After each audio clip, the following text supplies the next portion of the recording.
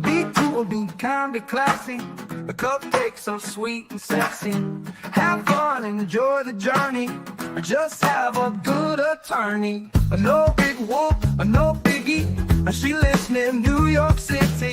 And not just a YouTube show. When you know, you better grab a straw. Learn about the law. It's cool here in the shade. Sipping motions and lemonade. Cool heads will prevail, kindness will never fail. Be classy and vastly wise. Oh, Melanie Little is going live. Oh no, where is Melanie? Follow the island's melody. Is a concert within reach. No surprise, she's at Jones Beach. She heard some music far away. Captain Jack Stack Harbor Bay.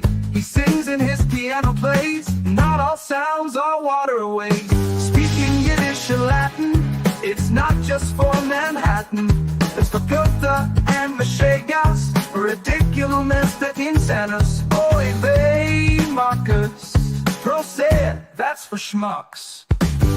Be cool, be kind, be classy. My cupcake's sweet and sassy. And not just a YouTube show. When you know. Cool heads will prevail. Kindness will never fail. Be classy and vastly wise. Melanie Little is going live.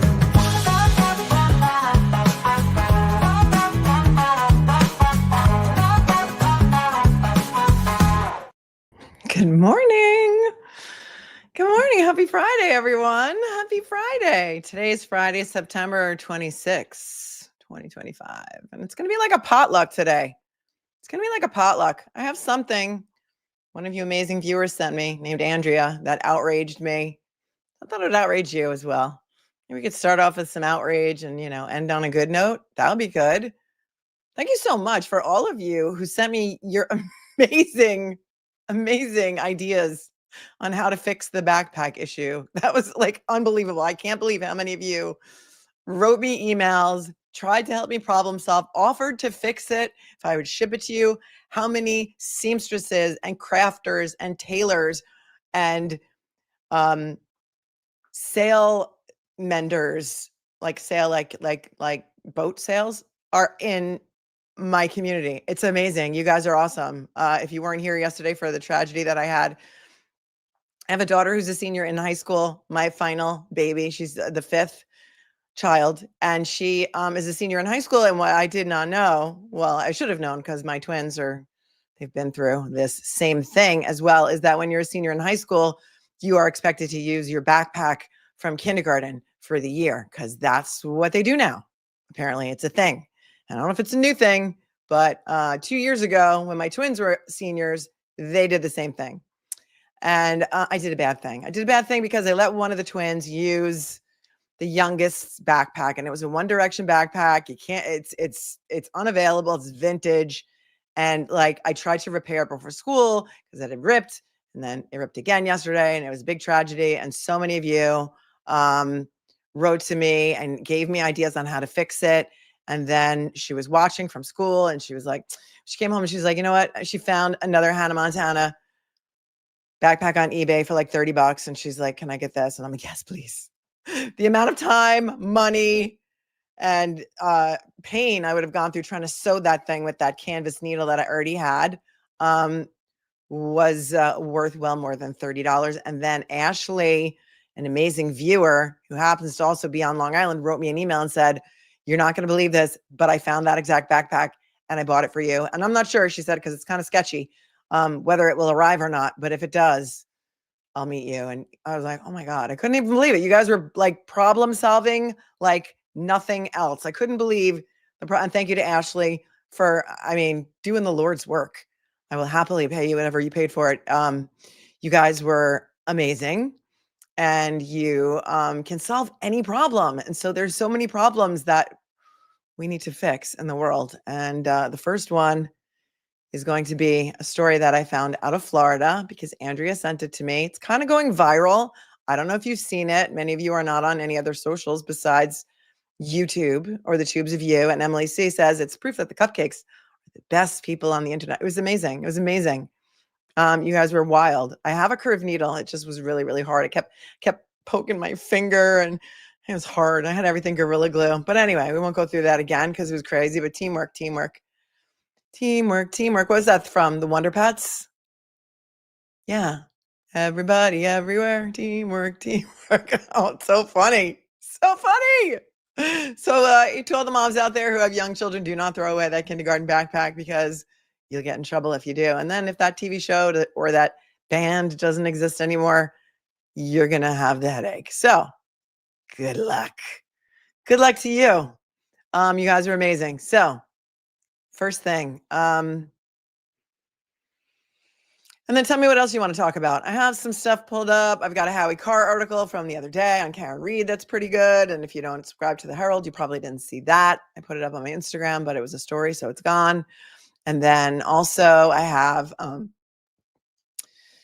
the news reporting on the 8-day preliminary hearing. I think it was 8 days. It was at least 2 weeks of preliminary hearings on Tyler McCain, who has been accused of taking the life of his missing wife, Nikki Saelee McCain. And it took over a year for him to be arrested. And it is out of California. That's out of Shasta County, California. It's going to be the first no-body murder case in Shasta County history.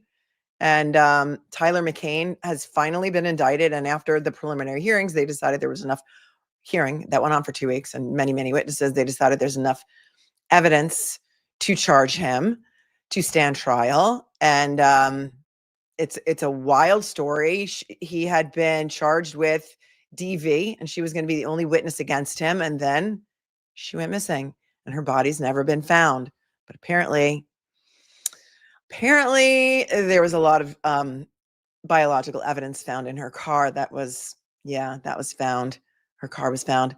The Ryder Cup tickets for today were the cheapest ones that I could find were $800, and a weekend pass was like $4,000. So you know what I was like, I guess I'll pass on the Ryder Cup. I'll watch it on TV.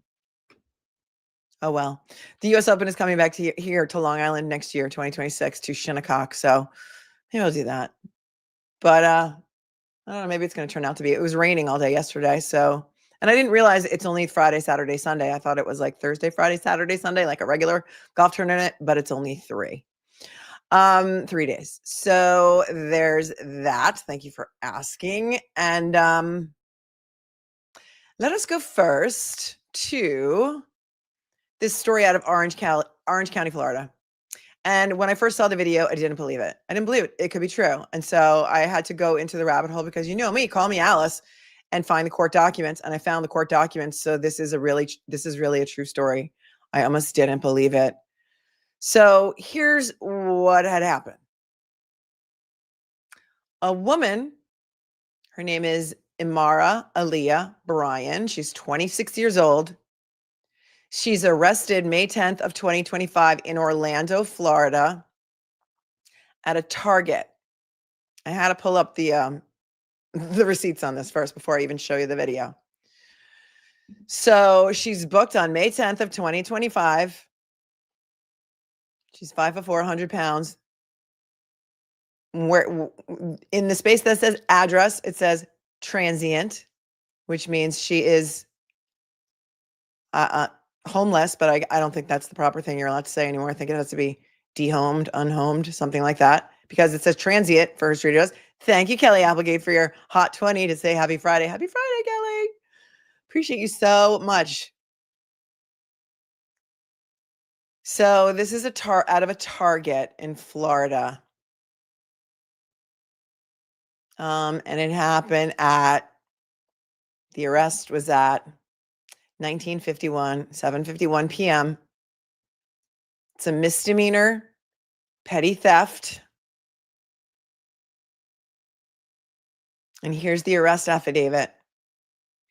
Here's the narrative. It says, the undersigned has probable cause to believe the above named defendant on the 10th day of May, 2025 and then it just says blank, 0, it doesn't give a time, at Target, in Orange County, Florida.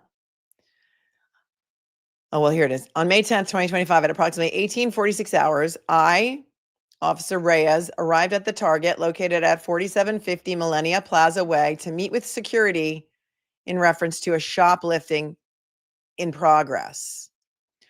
Upon arrival, I met with target security, who advised the subject was currently in the bathroom with merchandise and that they are looking to press charges along with trespassing the subject. The subject, who was later identified as IMARAH AAIYLAH BRYAN, date of birth 1998, exited the restroom and attempted to pass all points of sale when she was approached by law enforcement. Bryan was taken to the loss prevention office and placed under arrest as per Florida's something statute 812.0143A, petty theft, for attempting to leave the above location with merchandise totaling $145.47. So she didn't even leave the store? Bryan was advised of the trespass and stated she understood. Officer's body-worn camera was active throughout the above interaction. I may have to fall deeper into the hole and order the body-worn camera footage. That is dated May 10th, 2025. And here's the witness form. Here are the witnesses. Looks like an employee of Target. And Target. That's it. That's the police report. Fast forward to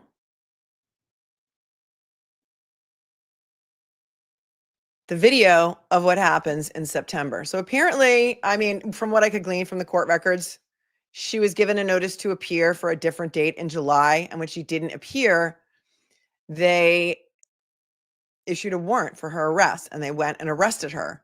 And here is the video that Andrea sent me.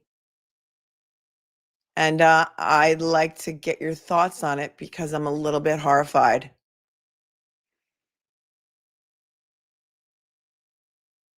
Well, here's her booking photo. Hang on.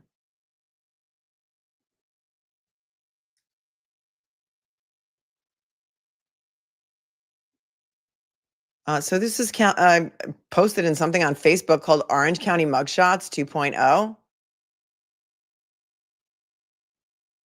I don't know that if it's a legit like Orange County Sheriff's page or if it's like somebody who just posts the things. Here's her booking photo. She's 26 years old. Okay, Bradley Brown, we're going to put a pin in this. We're going to put a pin in this, okay? Okay? All right? Hold on, Bradley Brown, before you start judging. Here's what it says. IMARAH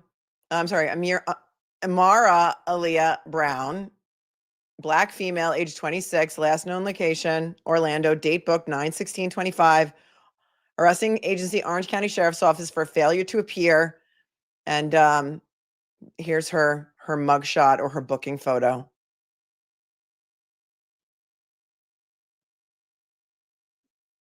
Moving on to the video of what happened in court.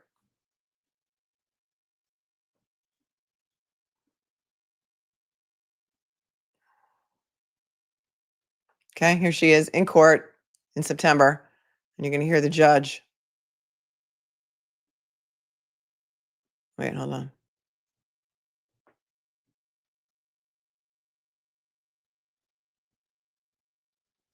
Yes. Hold on, I'm going to. Oh, When you're going to give will be the truth, the whole truth, and nothing but the truth. yes. Oh, yes, Judge. I'm trying to find out more about this story, but I want to know who allowed this to happen. Why was this person there without a guardian? Why was this person arrested? Why was this person forced to sign a plea deal? Obviously, they don't know what's going on. Take a look. Okay, good afternoon. Tell me your name, please. Hi, Judge. My name is IMARAH AAIYLAH BRYAN. Okay, hi. You're here for initial appearance. You had a failure to appear for a petty theft. Your bond is currently set at $500. There was an offer made to Ms. Bryan of an adjudication credit cost investigation to OPD in the amount of $339.70, and there's a no return to Target at 4650 Millennia Plaza Way.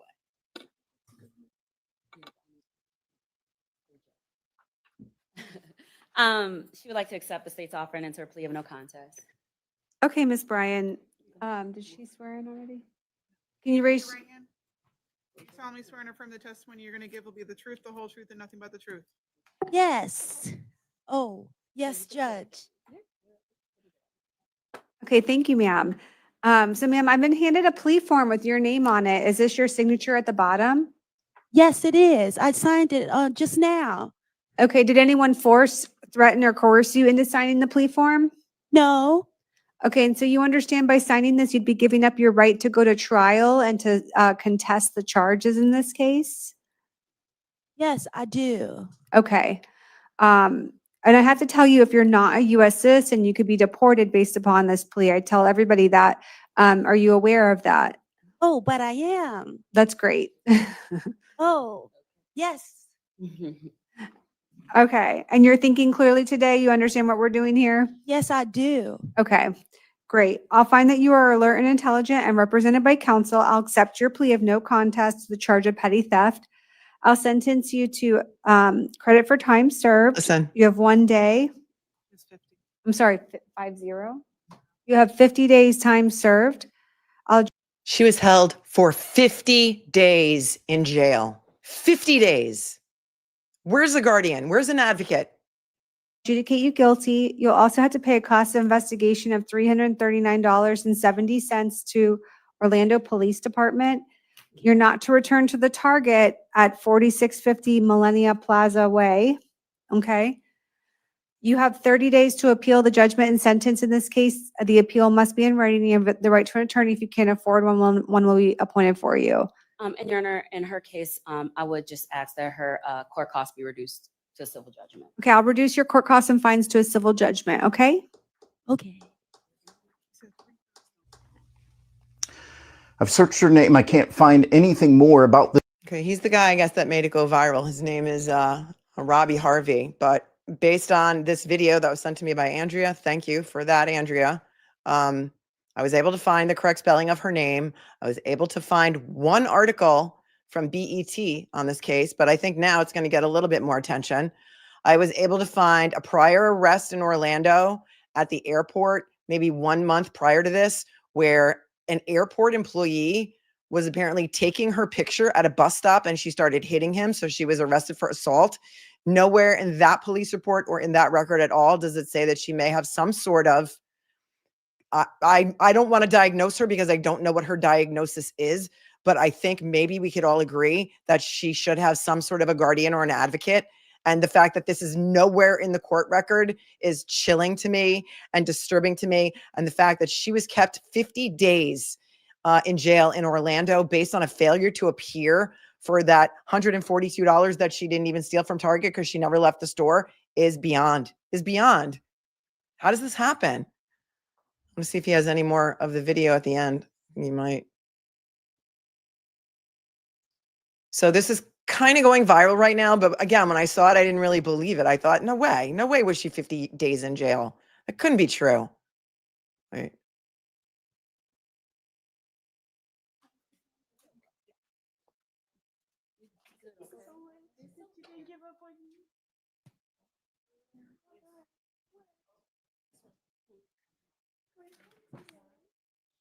And she'll be released as to this charge. You solemnly swear and affirm the testimony you're going to give will be the truth, the whole This truth, is and just nothing but looped the again back to the beginning. Yes. Oh, yes, Judge. I'm trying to find out more about this story, but I want to know. Okay, so that's that. Nurse Alicia says if she is able to make her own decisions, then there's not much anyone can do to make her get help. I had an uncle just like her, and we struggled to get any help for him. I don't know. I don't know but if her mental capacity is not there, should the court have done something? Not saying to get her help, but appoint her someone who could represent her properly. Cindy says her mental capacity is obviously not all there and she does not understand what the charges were. She probably didn't even understand that she had to return to court or when she was supposed to return to court. Yeah, the courts don't care. Well, guess who's going to get loud about it? Guess who's going to get loud about it? You guys. You guys. Here's the one article I could find on this.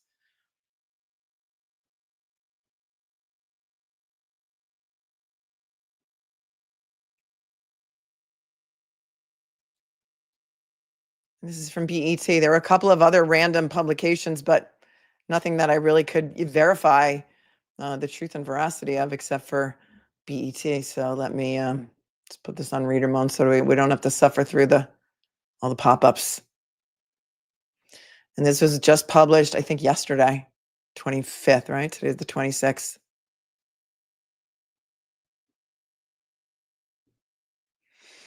Outrage is growing after a video surfaced showing a special needs woman who spent nearly 2 months in jail over a petty theft charge at a Florida Target.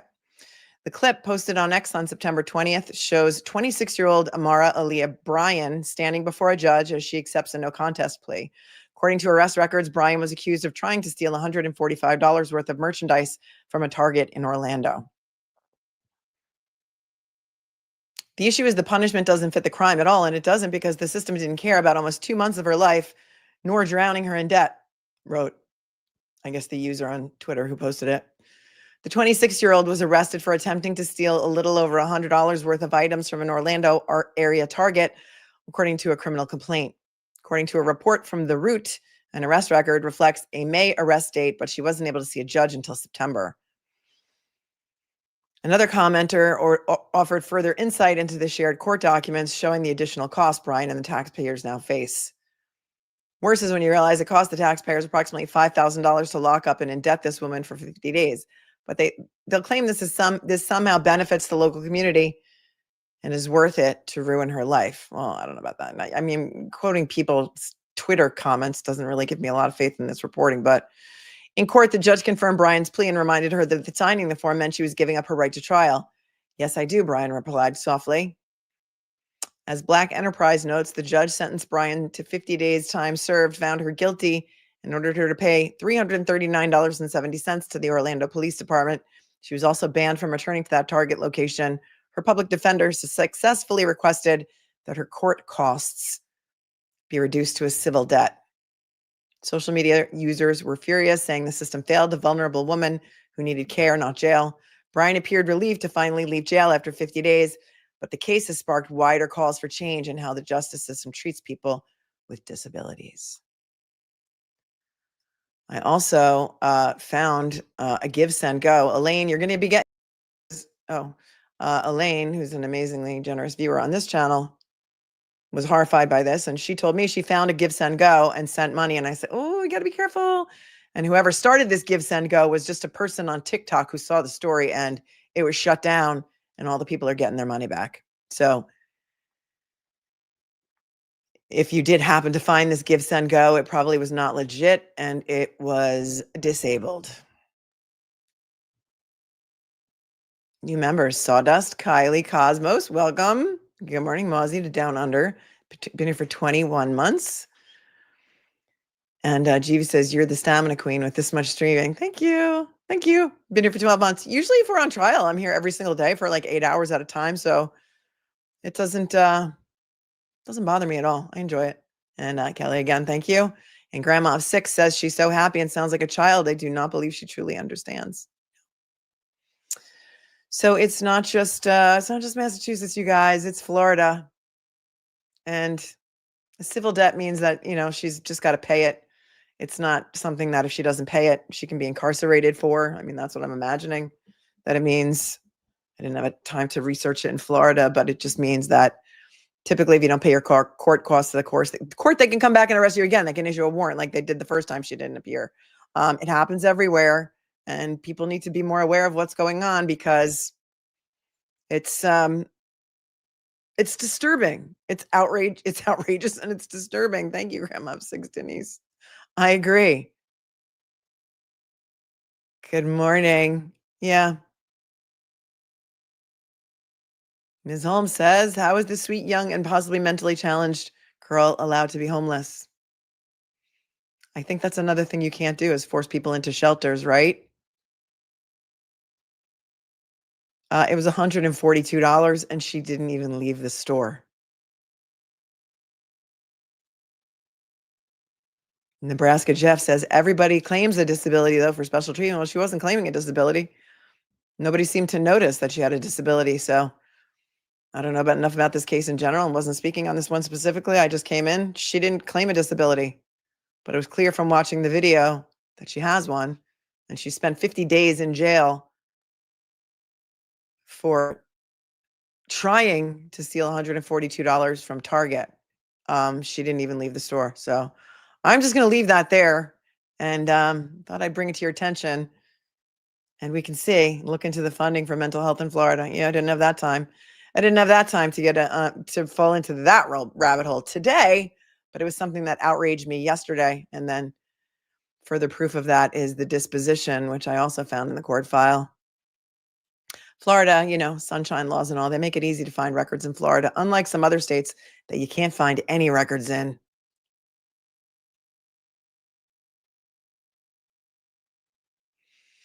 Here's the order of disposition dated State of Florida versus IMARAH AAIYLAH BRYAN. This was her plea hearing, and she was represented by a public defender charged with petty theft. She apparently had a prior theft conviction in Palm Beach, which I didn't have the opportunity to look up yet, but that was, I think, from 2013. She entered a plea of no contest or nolo contendere, and having been adjudicated guilty, says confinement, you're hereby ordered to serve 50 days in the Orange County Jail with credit for 50 days time served. Release defendant to this charge only, and do not go back to Target. Doesn't say how long, forever. And there are the court costs, $339 and $662.70. Signed by Honorable Judge Amanda Bova, BOVA, September 17th of 2025. So this is pretty recent. This only happened a week ago. Sometimes you find things that have gone viral and they're a couple of years old, but this is only like a week ago. And I had to prove to myself that this was real because I couldn't believe it was real, and it's real.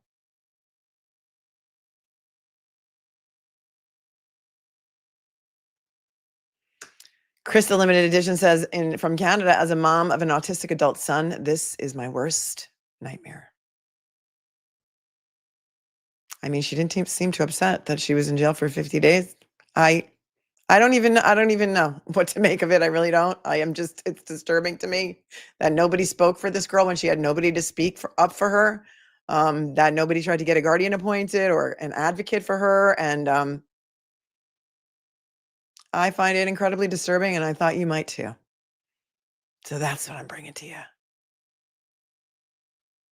Have you seen Howie Carr's article from... Well, let's start off with this. The grand juror who leaked information on the Karen Read, or some grand jury, has lost her state job. Let's take that next. This was published in the Boston Herald yesterday, today. I don't know. Where's the date on this? I don't know. The font is so small, but let me see what I can do here.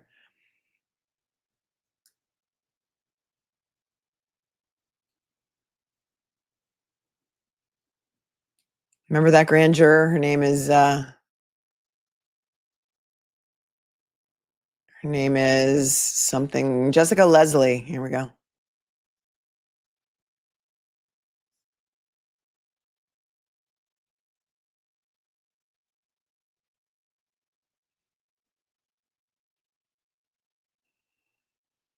The article is entitled, Grand Juror Who Leaked Information Loses State Job.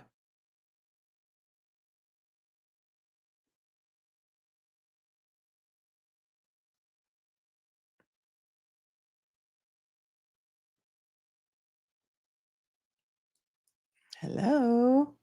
Where's Cardi B? Oh, don't forget we have that new Cardi B emoji that says hello.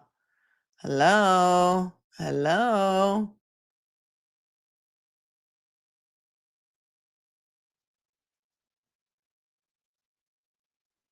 I'll read it to you because the font is super small. Don't worry, I can't read it either. A former grand juror who admitted to leaking witness information with connections to the Karen Read case has lost her job with the State Department of Children and Families, according to her attorney. Keith Halpern, representing Jessica Leslie, 34, of Dracut, has shared that his client's employment with DCF was recently terminated just days before she's scheduled to be sentenced in Boston federal court. A DCF spokesperson confirmed to the Herald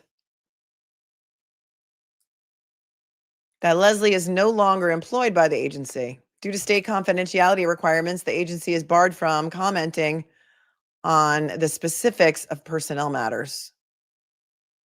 Leslie pleaded guilty last month to one felony count of criminal contempt in the U.S. District Court for the District of Massachusetts for leaking information from her time as a grand juror in two cases from May 2022 to February 2024. So she served on the grand jury for 2 years. I think one of them, well, let's see if they say, but I think one of them was the DCF scandal. I mean, not DCF, the CDL scandal. The officers that were giving away commercial driver's licenses for things like plunge pools and driveways. And I did a story on that when the story first broke a very long time ago. The sentencing is set for next Thursday. Leslie admitted to sharing information from a grand jury proceeding with a person she told prosecutors she was good friends with, who then posted information on an X account. The leaks occurred from August 11th, 2022 and March 4th of 2024 and included the names of witnesses, testimony given, and evidence presented. In his sentencing memorandum, Halpern stated Leslie began working at DCF in 2017 before pursuing and obtaining a master's degree, which helped her earn a promotion to a supervisor position this past May. Not long after the communications to her friend, she was promoted to a supervisor position, achieving a goal she'd worked towards for many years, Halpern wrote in the memo filed on Thursday. She recently was terminated, the attorney added. Her career path illustrates her commitment to her work, her commitment to helping families in need, and what she has lost. According to state payroll records, Leslie had earned $60,615 in 2025 up until her termination. Last year, the social worker took home $88,468. In her supervisory role, Leslie oversaw up to 5 social workers, including monthly unit meetings. Mastad, thank you. Is it on this case that we're looking at? Leslie? Or the last one from Florida? I'm assuming you mean this one. I'll take a look.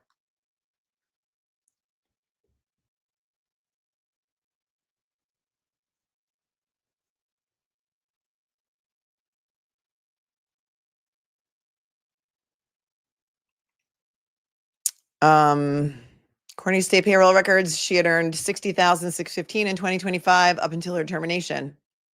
Last year, the social worker took home $88,468. Thanks.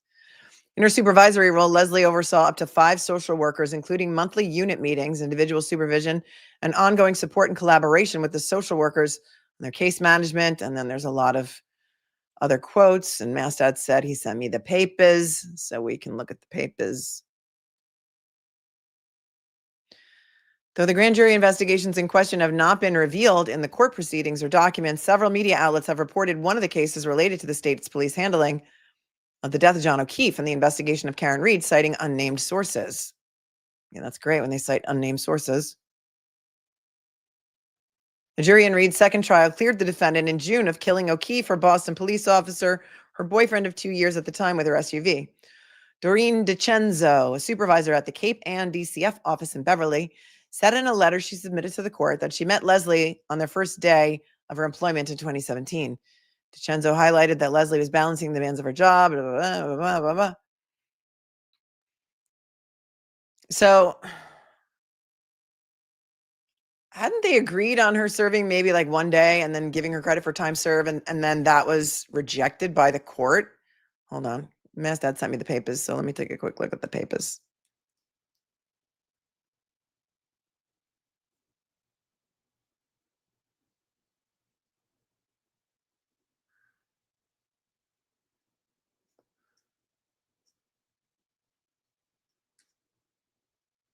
It's 5 pages. Why don't we take a read through it so we can look at what a sentencing memorandum looks like in federal court. And this is for Jessica Leslie, the alleged grand jury leaker. Grand jury proceedings are supposed to be private. They're not supposed to talk about it with anyone. But apparently she did.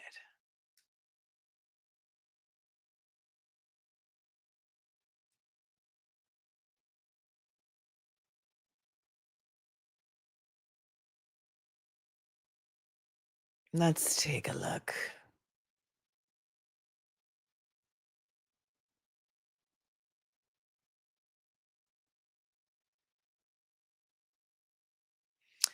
And this is the United States of America versus Jessica Leslie, defendant's sentencing memorandum, and it is redacted. I'm just closing the million windows that I have open here.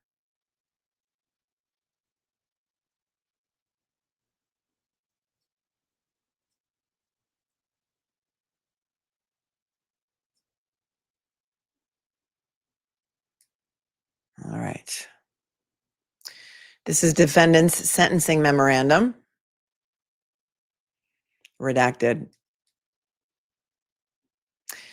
Defendant Jessica Leslie submits this memorandum to assist the court in sentencing. To determine the appropriate sentence, the sentencing court must first calculate the guidelines range and then consider what sentence is appropriate for the individual defendant in light of the statutory sentencing factors, citing the U.S. Code.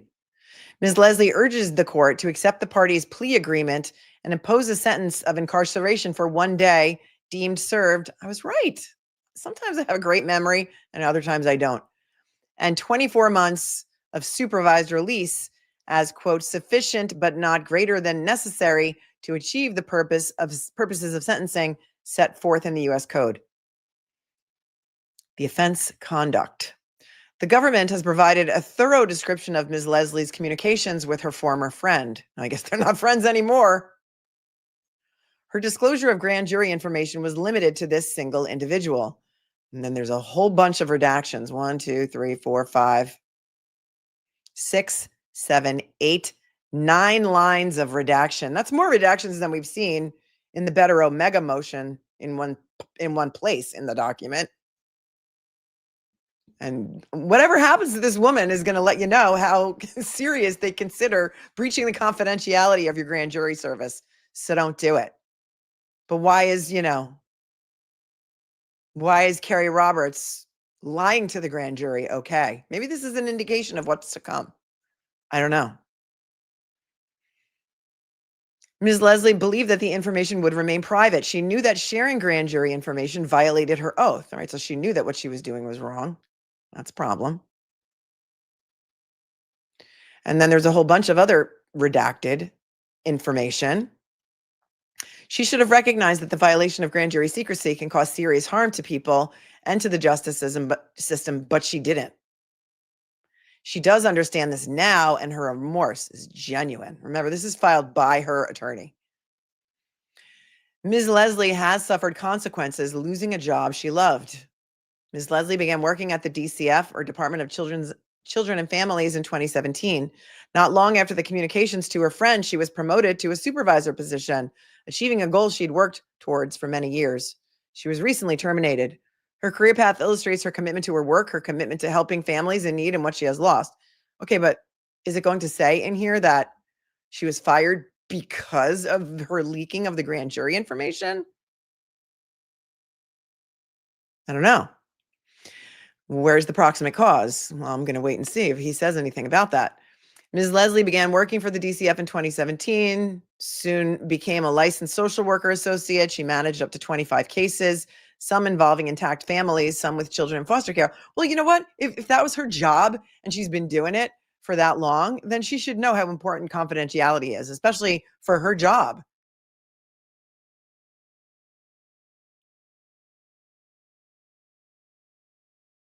Her case management, she managed up to 25 cases. Her case management included the assessment of families' strengths, needs, safety, and risk factors. She made referrals for services such as therapy, OT, early intervention, and childcare. She regularly spoke to collaterals working with the family, including doctors, schools, attorneys, probation officers, court investigators, judges, foster families, therapists, early intervention specialists, and childcare centers. She did home visits, including meeting with foster parents and children in placement. In 2019, Ms. Leslie applied to a competitive fellowship program seeking to obtain a master's in social work and became a supervisor. The process included acceptance to Salem State University's MSW program, a board interview, supervisor references, past evaluations, and a recommendation from the area director. She was selected for the fellowship in April 2020 and graduated with an MSW in May 2023.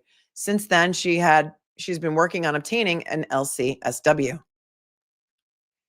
Yes, David Reese. That's exactly what I was going to say. If she's convicted of a felony, then having a state job is probably, you're not allowed to have a felony. And if you do, they can fire you. So that's what David Reese said. And that's what I was thinking too. Being charged with a felony.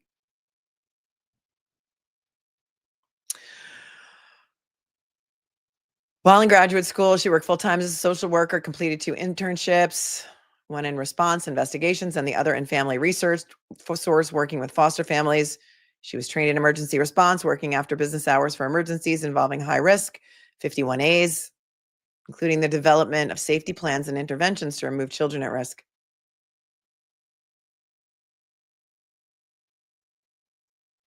In July 2023, after graduating, Ms. Leslie was promoted to a position as a licensed and training social worker.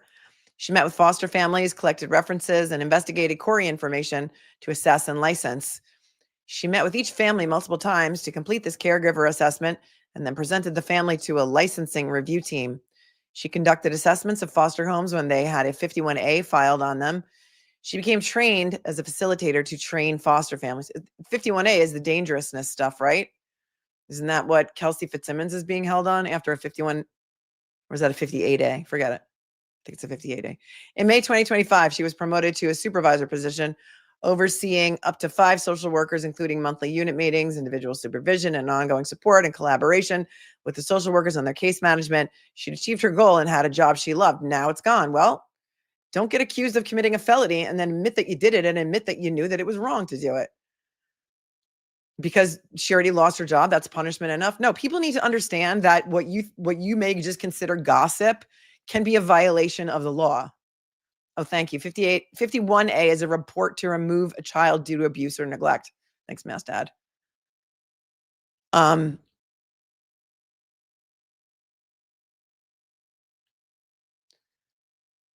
time served sentence is appropriate. Why? Because she got punished by her job, so she shouldn't be punished by the court. That's not how it works exactly. And so I don't think we should just feel sorry for her because she got fired. Probation reports that during the last 5 years, there have been 29 defendants with a primary guideline based on blah, blah, blah, blah, blah, all with a guideline range of 6 to 12 months. Of these 29 defendants, only 9 received a sentence involving any imprisonment.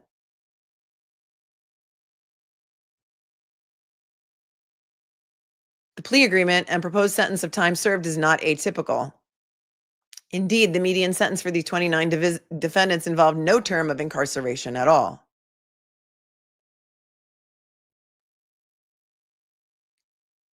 Provided as attachment 1 are several letters sent from her partner and from colleagues. They describe Ms. Leslie as being devoted to her work, to her family, and driven by a desire to help others. Prior to this case, Ms. Leslie had never been charged with a crime. There is nothing to suggest that her conduct here was anything other than aberrational. Incarceration is not warranted for specific deterrence, nor is it warranted for general deterrence. What she's already gone through and what she will have to deal with in the future due to the loss of her job sends a clear message that the violation of grand jury secrecy is a serious offense and risks wholly upending one's life. Yeah, but if she didn't have a government job, she might not have been fired because, felony conviction. I don't know. Tell me how you feel about this. I mean, she hasn't been sentenced, yes, yet. She will not be sentenced until next week, but how do you feel about this argument? Conclusion, for these reasons, the court should find that a sentence of incarceration for 1 day deemed served and 24 months of supervised release achieves the purposes of sentencing. XOXO, Jessica Leslie, by her attorney, Keith Halpern. And I don't know why that name sounds familiar to me, but it does. And then here's a letter to the Honorable Indira Talwani, the U.S. District Judge in Boston. That's Jessica Leslie's boyfriend. She's become a second mother to his children. And he thinks she's great. She's very hardworking, always leaves a positive opinion on others, constantly putting other people's needs before hers. And I don't know how much weight the court will give that. He's her boyfriend.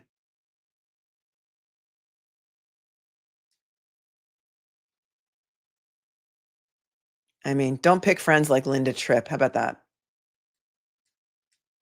Here's another letter from supervisor of the Cape Ann DCF office.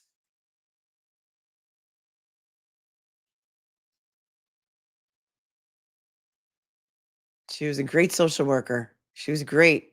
I praised her work. I was always confident in her work ethic. All right, so does she talk about why she got fired?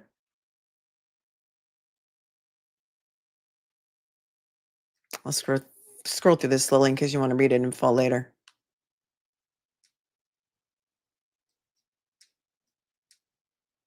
And here's a letter from someone else who says,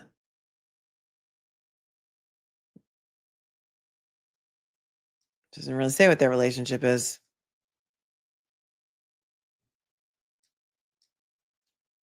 She doesn't say what their relationship is at all here. She just says she's a great social worker. I've known her as a deeply committed professional. It doesn't say how you know her, how long you've known her, what your relationship with her is.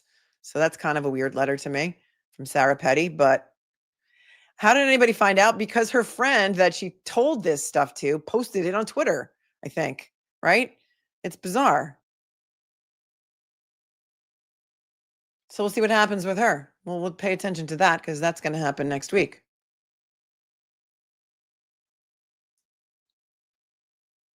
And what is that? It's a lesson to all of us who are watching. Do not disclose anything that you hear about in the grand jury. Just don't do it. Just don't do it.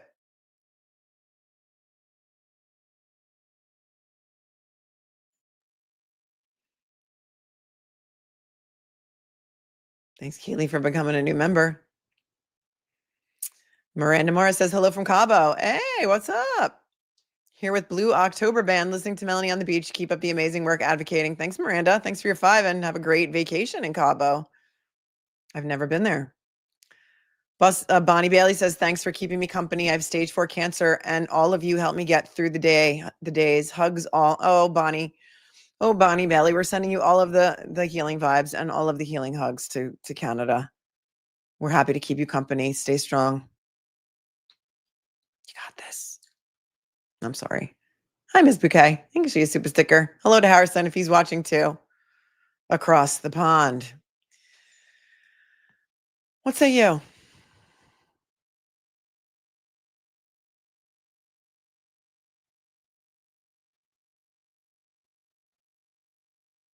Latube's most hated mod says, I bet this wasn't the first time she spoke out of class. Lottie's mom says she was told not to talk about it, correct? Yeah, you're given pretty strict instructions when you become a grand juror. And remember, every single time we've seen a regular jury, a trial jury, every single time they walk into the room, the judge says, you know, have you spoken to anybody about this case? Has anybody approached you about this case? Have you read anything about this case? Have you posted any social media about this case? And so the grand jurors are instructed the same way, and she wasn't supposed to talk about it. And even in the sentencing memorandum, her attorney admits she knew she wasn't supposed to talk about it. Yes, it's not the grand jury duty is not every single day. No, it's like 2 years. Maybe they go in once a month. But you say, Coffee says, I've done 9 months of federal jury duty, grand jury duty or jury duty. They usually only summon me every few months. It's not constant, right? But you do sit for a long time and you hear a lot of cases, right? Karen says her ethics and her judgment went right out the window.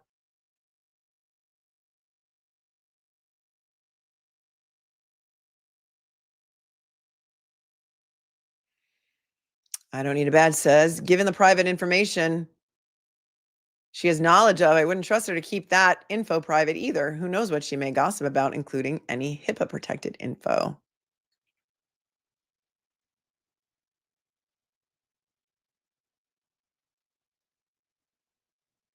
Hi, Mama She. I don't know what this means. Justin F is marrying my brother and sister-in-law next week in Cabo. Thanks for your 10. Am I supposed to know who Justin F is, or do you just want to shout him out? Shout out to Justin, who's marrying Mama She's brother and sister-in-law in Cabo next weekend or next week. Congratulations. Thanks for your super chat. Yeah, don't violate secrecy, says clerk's apparent plan. Just don't do it.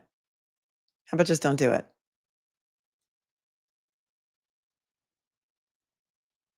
Let's take a look.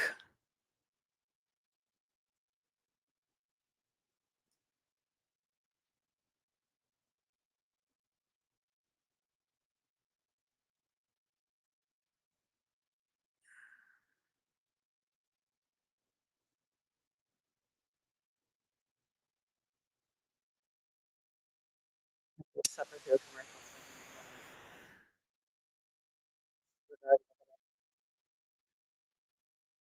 Switch topics to Tyler McCain, but before we do that, let's stay in Norfolk County for a moment and talk about. Let's read the Howie Carr article from, I think it was yesterday. Because if you don't have the Boston Herald, you might not have seen this, and it's good. Howie always has the perfect amount of snark for this show, don't you think?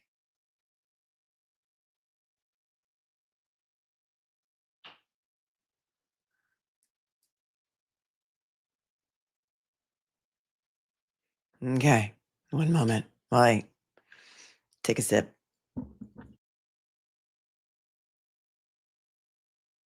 Oh, Justin F is Justin from Blue October. I don't know who Blue October is. It's a band? I don't know.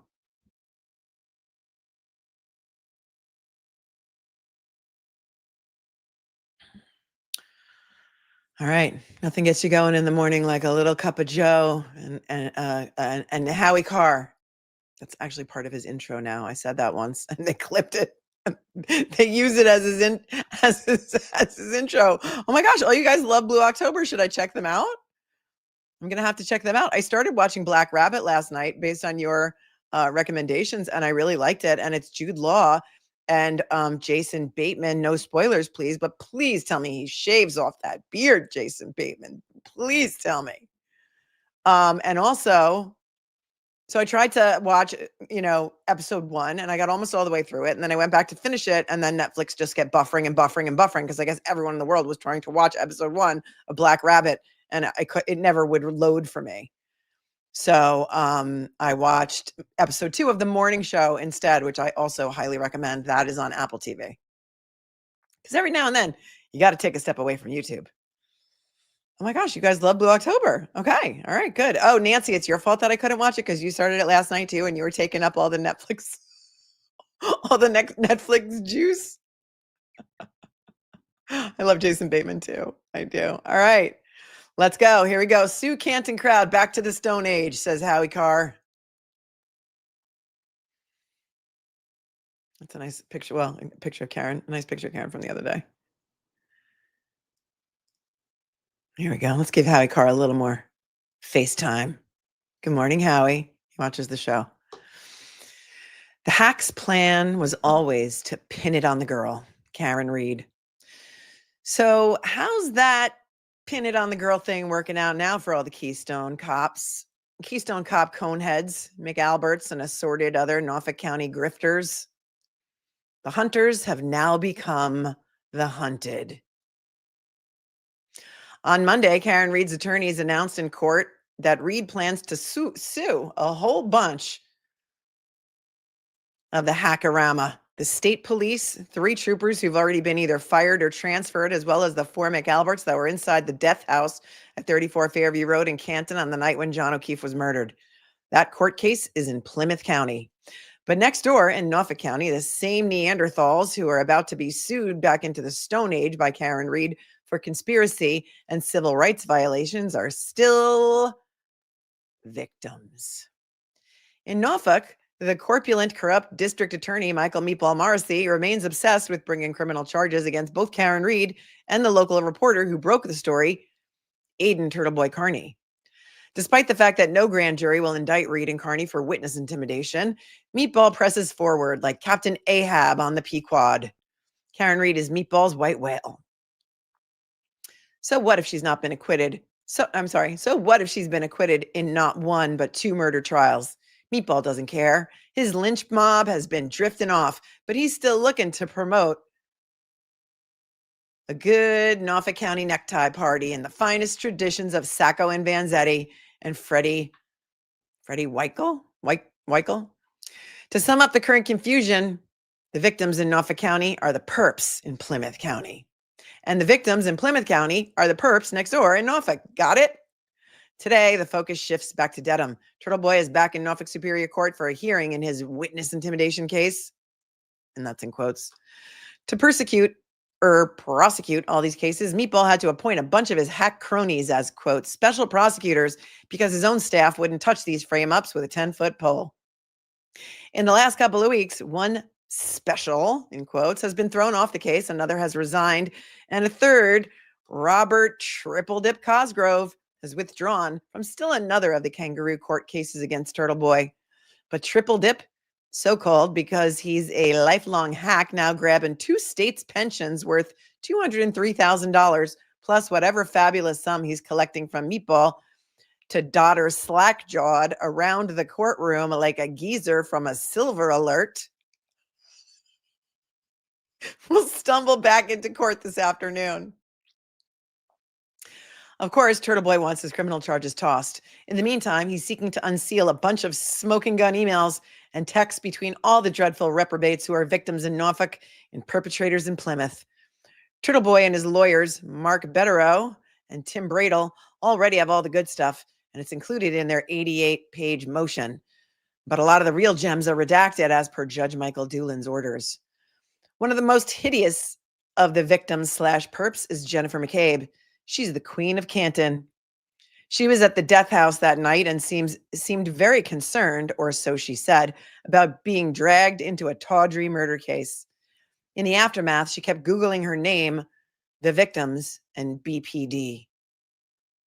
One of her close pals was Carrie Roberts, like Jen McCabe, a victim, as it would later turn out, of Canton amnesia, changing her account of the death of John O'Keefe, depending on whether she was talking honest cops or Norfolk County cops. As Karen Reed appeared in court on February 2nd on the bogus charges, Carrie Roberts took time out from shopping at Lane Bryant to text back and forth with Jen McCabe, who was endlessly Googling her own name. According to Turtleboy's motion on February 2nd, 2022, at 11:37 a.m., Ms. McCabe Googled Jennifer McCabe.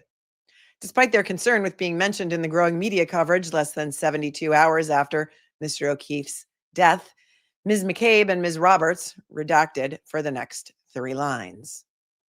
What do you suppose these 2 shrews were discussing? Is it possible that in reality, Jen McTooth and Kmart Carey weren't that concerned with the coverage and were instead looking forward to, I don't know, future showbiz opportunities? The case didn't really get all that much attention for a while. After all, both Channel 4 and the Boston Police Department had proclaimed Karen Reed guilty. But in April 2023, Turtleboy began writing about how the hacks were trying to frame the defendant based on no evidence. Soon, Jen McTooth was hysterical. She demanded that Turtleboy be stopped from reporting the truth. She frantically texted Meatball, "Do something!" Meatball tried. He implored everybody to rid him of this meddlesome blogger. He wrote the state attorney general. He appealed to the Justice Department. He told the McAlberts to try and get restraining orders. Meatball even put out a ridiculous video that looked like a hostage video in front of his never-opened law books. Nothing worked. Turtleboy kept digging up dirt. Meatball huddled with his bent cops to figure out how to shut Carney up once and for all. Finally, Michael Proctor came up with an idea. Remember him? He's been fired from the state police and has put on 50 pounds in his grief. Proctor is one of the perps in Plymouth and a victim in Norfolk. Mr. Proctor, says the brief, referring to Mr. Carney as an, in parentheses, 7-letter word starting with an A, said the quiet part out loud, asking, "What's the difference if we arrest him?" The charge, exercising his First Amendment rights to free speech. Only in Norfolk County, baby. Only in Norfolk County. Now, of course, Proctor wants his phony baloney MSP job back. He says he didn't do anything wrong.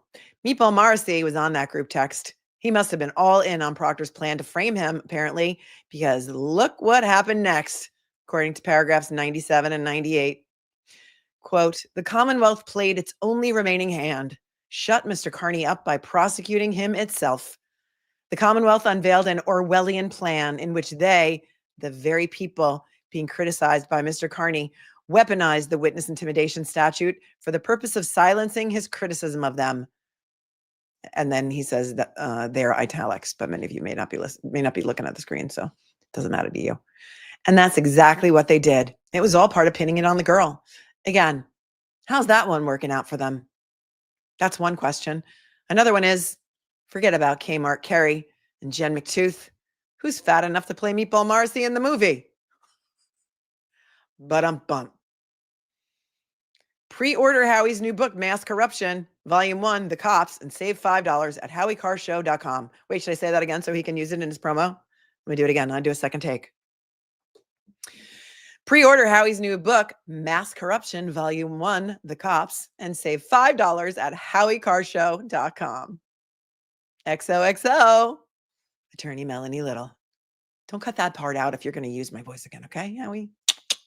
Say no more. Say no more. So this was from, what day? The day that Aiden was in court. What was that, Wednesday? I have no idea what day it is. I think it was Wednesday. I love Howie Carr. I don't really like fat shaming so much, but he did fat shame there was a couple of fat shaming references in there. One on thanks, Tom Gully Show. Did you notice? One on I had to put a smile on my face so you would hear it in my voiceover.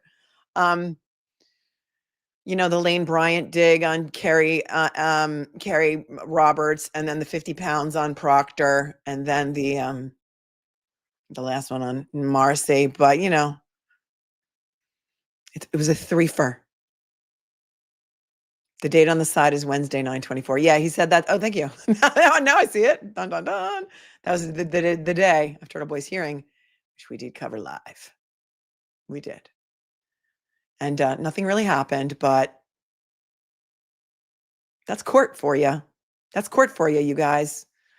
You guys were asking about, Lindsay Gattani. I don't know. She keeps threatening to release another video, but she did say some stuff like that. She's got some dirt on Jennifer McCabe, and that she said, like, you can't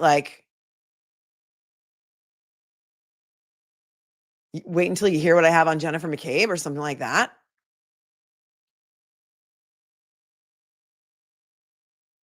So I don't know.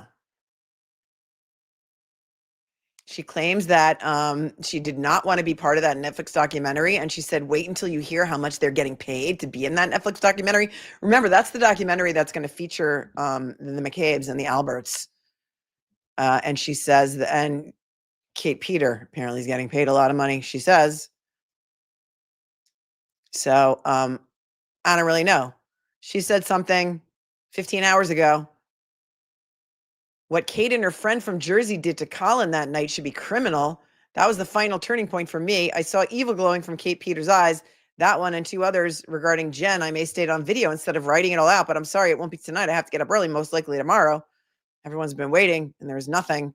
Yeah, she does say documentaries don't usually pay, but what they framed it as was rights to their story.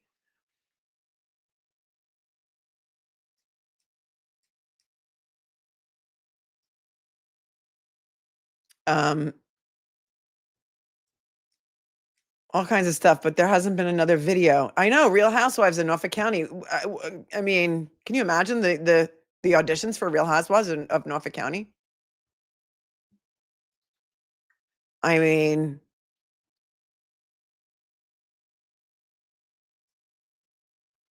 she also says that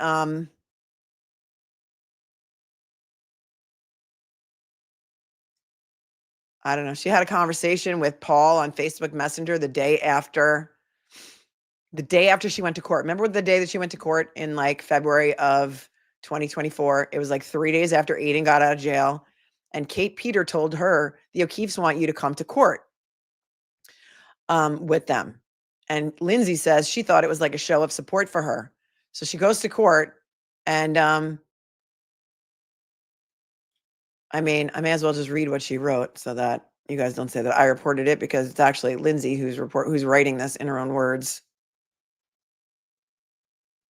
I did find this interesting. I mean, usually I'm not into the drama, but when it becomes inextricably intertwined with like all of the players in the Karen Reed trial, it's kind of hard to turn away. Replying to Kate Peter and Plevin, she says, only one thing wrong with this concocted fantasy. I never spoke to the O'Keefes directly prior to the Karen Reed hearing. I was told by this woman, meaning Kate Peter, in her private Discord server that the O'Keefes wanted me to attend because they were so impressed by my strength and wanted me attending and walking in with them to be symbolic or some shit and to show them solidarity with me, show their solidarity with me. I had never planned on going prior to this woman telling me this. Naturally, my answer was, and I think my exact quote was, "Oh my God, of course I'd be honored." I'm thinking two things at this point: how incredibly kind and thoughtful of the O'Keefe family to think of me and want to show the world that I'm not alone. And two, of course, I'm not going to say no if they ask this of me. These people have lost 2 children. They want me to attend? Absolutely. After the hearing ended, it was chaotic inside and outside the courthouse. I remember Jen's sister found me in the crown, probably supposed to say crowd, and she said, "Just stay close to us, you'll be okay." Who's that, Denise? Is it Denise, the scribe of the timeline?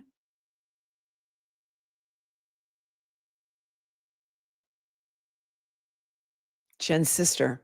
And then Jen was with her and told me to just ignore them. They're going to say horrible things. Just ignore and don't react. And we proceeded to walk out as a group. I presumed the whole group was together. But after the hearing, when I got home and Twisted Tragedies and this woman were there, I guess Kate, we were discussing everything that had happened. And one of us were alerted to a video of Aiden approaching Peggy and Paul on their way out of court. The video showed him with his phone in their faces, calling Paul a disgrace, etc. I instantly felt so badly for them and felt guilty in a way, since I believed at that point that these people had invited me to walk in and out with them. I should have waited for them. It made us all upset, or so I thought. This was the night that Kate called and left those voicemails for Aiden saying things I won't repeat. I presume Kate was just very upset for Peg, like Twisted Tragedies and I were, even though I think we both stated we didn't think it was a good idea, and Twisted Tragedies tried to stop her even from calling Aiden. Oh, wow. So the next day, I think it was, I reached out to Paul on Facebook Messenger. I think he had already friend requested me. I sent him a message and asked if I could call him. He said yes, and I just told him I felt so bad and that I was very sorry I didn't wait. I thought they were right behind us when Jen was scooching us out of there. He then asked why I felt bad. I said to him, well, I mean, your mom and you had invited me, so I felt like if I had waited and we all walked out together, that wouldn't have happened. And I felt so bad watching the video because his mom and him had been through enough. He then responded and says, well, first, it wasn't your fault. We had to stay and speak to the advocate afterwards anyway. But second, Kate told me that you were asking to come and if I would care if you went with us because you really wanted to go. At this point, I was part in shock, part livid. I think I asked him more than once, are you sure that's what was said and how it came up? And he said, yes. He said he didn't mind that I went, but that he certainly did not tell Kate to relay this message to me. Not too long after that, I confronted Kate with this in person. She tried to gaslight and convince me this was not what happened, that Paul was lying. At some point after this, I went to look back on Discord for the original conversation because she was adamant about Paul lying, and sure enough, the entire conversation had been deleted. When I confronted her about the messages being deleted, she told me something about how she deleted them, but also many other conversations in order to protect the privacy of the group members. Conversations or something along those lines. This family Discord group that the McCabe's and the Alberts had with some of these outsiders, I mean, I'm sure people have screenshots of it, and who knows? Who knows? She was set up to show up so that Aiden would possibly get arrested. Peter apparently will stop at nothing to get him arrested, and it worked. Eventually it worked. Well, it worked, and then he got out of jail, and then they tried to put him back in again, and that's why they brought her to court, right?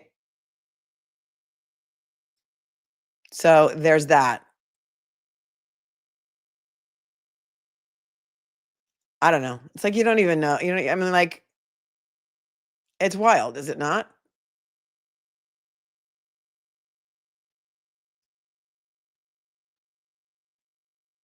And I'm sure she's got receipts. I'm sure she's got messages from Paul O'Keefe that say that. I'm just saying. Maybe. And then she also says some other stuff about Jen McCabe. But she's got a lot of, let me find out exactly what it is because I don't want to misquote.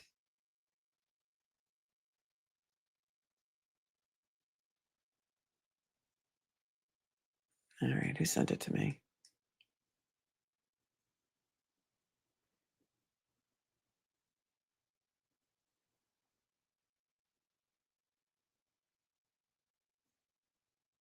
Oh, well, Kate apparently made up a lot. She says Kate made up a lot of other stories about other people, not just Colin Albert being a drug dealer.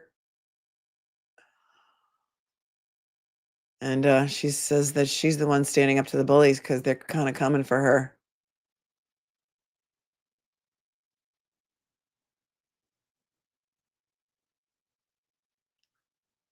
That's wild. It's crazy. In other news out of Norfolk County, Attorney Corri Hopkins has filed a lawsuit against the Norfolk County District Attorney's Office to force the unsealing of the sidebars. So that's exciting. It's something like 111 pages long. So we'll follow and see what happens with that.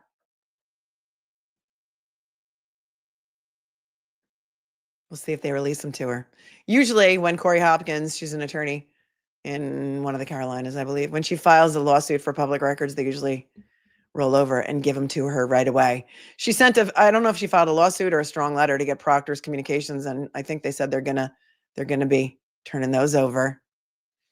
Give us the sidebars, says Jason. Mama She comes in with another hot 10 and says that, I think you said Justin F. is Blue October's lead singer. Thanks. I'll have to go listen to them. That's a band that I was not familiar with. So we'll see if the district attorney's office rolls over. Here's that you can find a copy of this lawsuit. I can link it below if you want, but it's like 111 pages long. It's a complaint seeking compliance with the public records law, Corri Hopkins against the Norfolk DA's office. And she says, I'll just go through the facts briefly. This is an action seeking compliance with the Massachusetts public records law.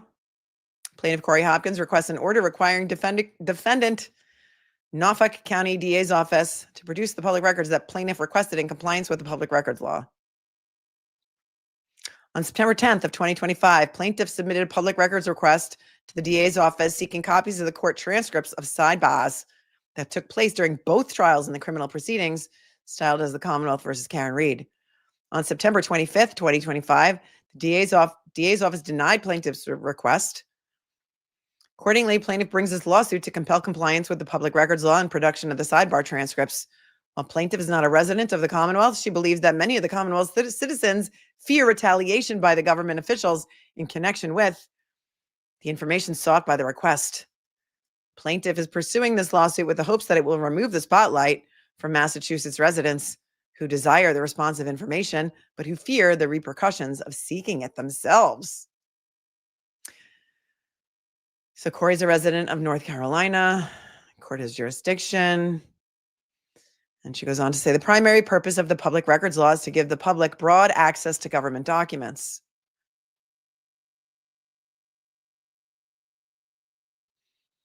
So you really, really, really need to give it to me.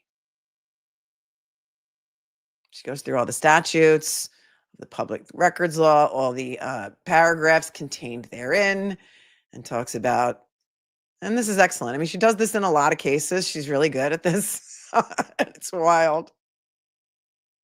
And so it is, let's see. She talks about when the trial started.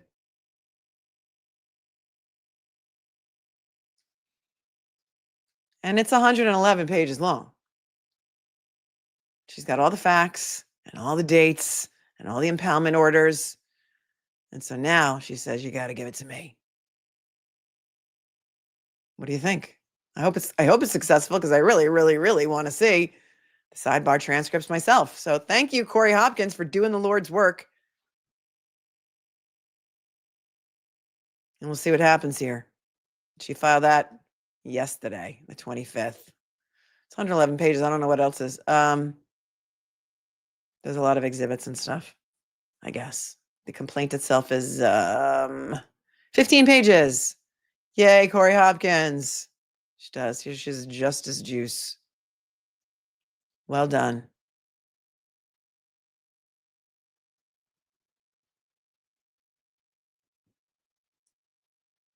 All right, shifting gears here. But let's take thoughts, questions, comments, concerns on what we've already talked about. If any. What if any? Thoughts, it'll be decided by a judge. They're going to have to respond to it, or they're just going to say, okay, we'll give it to you. It'll be decided by a Norfolk County judge. It'll be assigned and decided. Hopefully on the papers. Right? Al Dente says she'll get it. She usually does under the threat of a lawsuit, right? So this time she had to actually file one. The backpack update. Well, after seeing all of your amazing solutions for fixing the backpack, when my daughter came home from school later that night, she found one on eBay. That was not One Direction, but it was Hannah Montana for $30 and said, could I get this? And I thought, oh my God, $30 is worth all the time and energy that it would have taken me to fix that backpack. So luckily I got a good out. But I can't imagine, you can't believe how many emails I got from you, from all of you helping me, trying to help me. So now I know if I ever need help with anything, you guys are here and you can get it done. You can get anything done. That said, if anybody has an extra pass for the Ryder Cup this weekend, call me.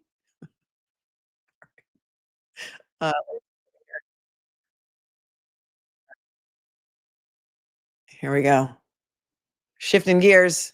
I don't know. Dave Matthews' neighbor hasn't been around lately. I don't know. I haven't heard from him. I'm waiting to hear back from Dave Matthews' neighbor. Whew. Tom Gully says that was a relief. He was tossing and turning over the backpack issue. I know. I'm sorry that you guys were all lost sleep over it. So praise be. It has been solved in the easiest solution possible. Thank you. Put out the bat signal and chat will be there. I know you guys are amazing. You're so amazing. I know. Did anybody, based on my advice, go watch The Golden Bachelor? Because I still need to debrief that with you.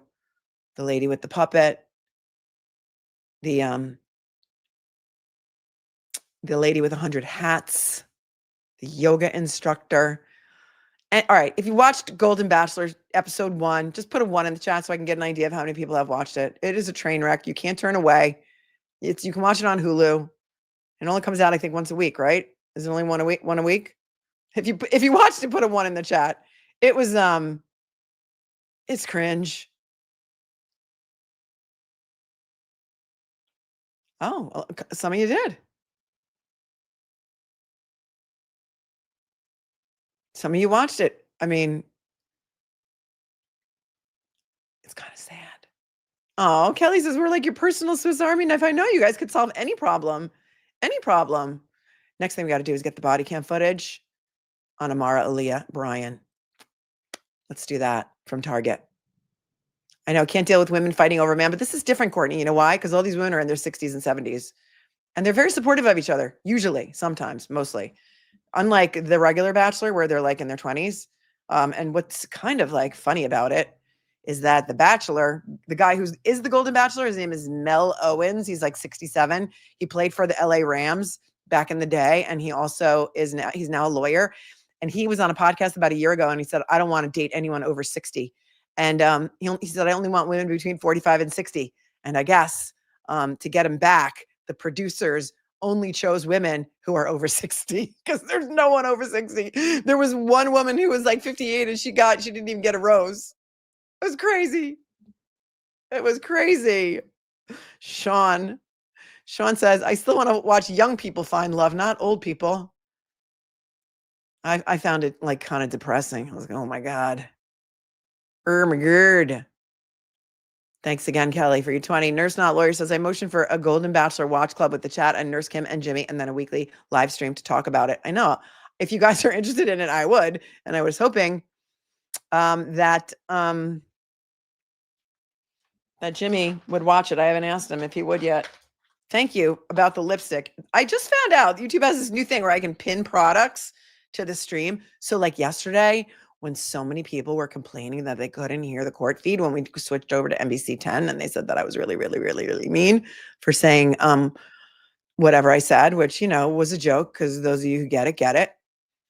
And so yesterday I posted a link to my favorite earbuds to yesterday's stream. So you can tag products. And so the lipstick, this is like a lip stain. It is made by Wonder Skin. And if you put it on, I thought I brought it over here so I could show it to you. It's wild. It's purple. And you put it on and then you wipe it off after 1 minute and it's supposed to stay like this all day. And I tried it one day with you guys on here. This shade is called First Kiss. Somebody else wrote to me and said they got XOXO, the shade, and they loved it. It's like $22. I highly recommend. It also doesn't have any alcohol in it, so it doesn't dry out your lips. And my lips are so dry. They're like always chapped. I buy so much lip balm and chapstick that I will link it if you're interested. Wonderskin. It's called Wonderskin. There's another version of it that you spray something on and then peel it off. So it is Bryan. It is I pulled up the police report earlier. So if you weren't here, go look at the police report. Her name is IMARAH with an I, IMARAH AAIYLAH Brown. Oh, Bryan. I'm sorry. Not Brown. Bryan. BRYAN. I think I had it written down wrong on my pad. Thank you for correcting. Thank you for correcting. Oh, Laura Owens' case is coming up for trial. She's the one who faked pregnancy with Clayton Eckard and multiple other men and cancer, forged doctor letters. It's diabolical. Where is that Laura Owens case going to be? Is it going to be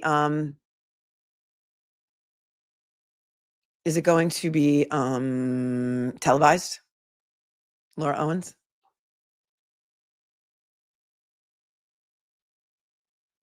Yeah, I don't know. Chapped lips also because I have fair skin and blue eyes, so they're just chapped all the time. It could be dehydration. It could be being out in the sun. It could be a lot of things. I try to stay hydrated. I use Aquaphor also. Constant Aquaphor. And my favorite lip balm is the Nivea one, this one. I buy these in like 3 packs, all of them, all the different kinds. And then it's hard to find ones that have SPF anymore, but I like, what's the one that I use? I forget. This one. I have like a whole bucket of them next to me. I don't know where it is. I think it's, there's one that has like 25. I try and do that. Please cover Laura Owens. Okay, where is Arizona? Is it going to be televised? Hi, Jackie. Hi, Zoe. We'll watch it. No, I haven't heard anything about the audition, but you don't hear unless you get it. So I should hear something soon if I do get it. And it could be that the episode that they're filming has been pushed a week. I'm not sure. So it's like a lot of crickets in the industry. But when I'm allowed to talk about it, I'll tell you what it was for. I'll tell you what it was for because it was fun. All right, here we go. Look, here you guys are coming in with all of the stuff with the chapped lips things. I also use the Laneige lip mask at night. That's very good. I'll tag that in the stream if you want it. And also somebody liked my earrings the other day, so I tagged those to that stream. So you can get those earrings if you want. I had no idea I could do that. And so now I'm going to do it. Now I'm going to do it. Hello Kitty likes the Wonderskin lip stains too and says, whimsical and First Kiss, love them. Bought because of you. The therapy oil is great too. Oh, excellent. Awesome. Thanks, Hello Kitty. You got it. Thanks. No problem, Jackie. No problem at all. All right. Let us, there's an Aaron Spencer. Yep. We have an Aaron Spencer motion to dismiss. We'll take a look at that. Let's take a look at what happened in the TYLER MCCAIN preliminary hearing. This is, I always like to go to local news because they take a great interest in it. And this is the Northwest News, the North States News, it's called. And this is from, I think 2 days ago. Let's listen.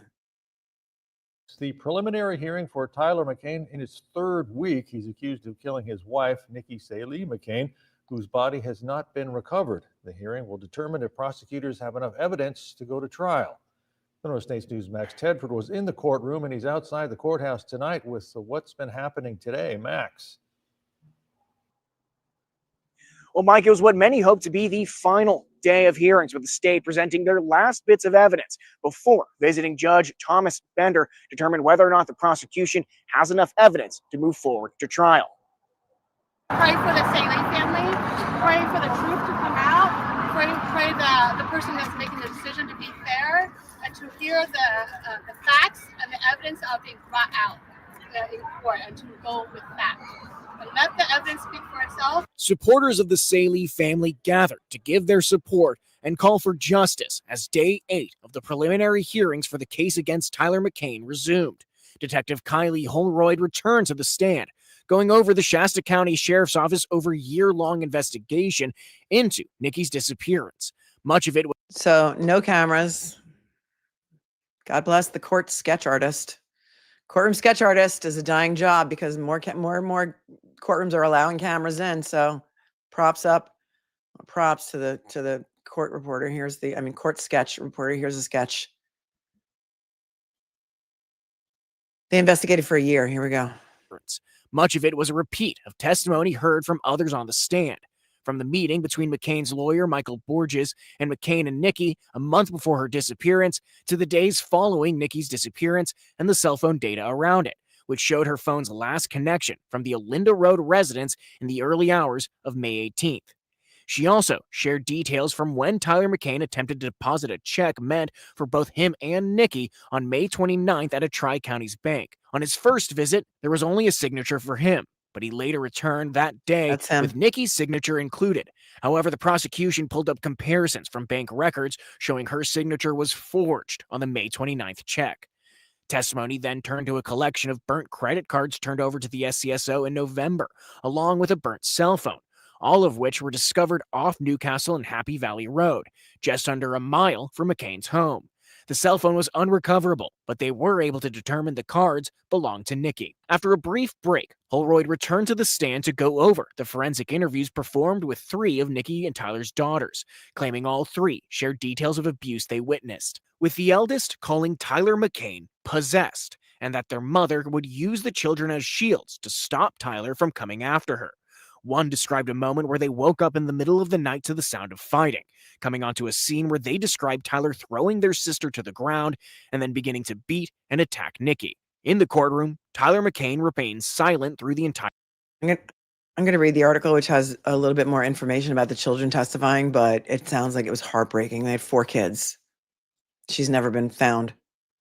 Testimony, holding his head in his hands. Following this, the prosecution returned to the cell phone data collected, unveiling the last time Nikki's phone connected was May 27th and 28th of 2024, with triangulation data putting it in the area of Tyler's home and then near the rancheria before it shut off one final time.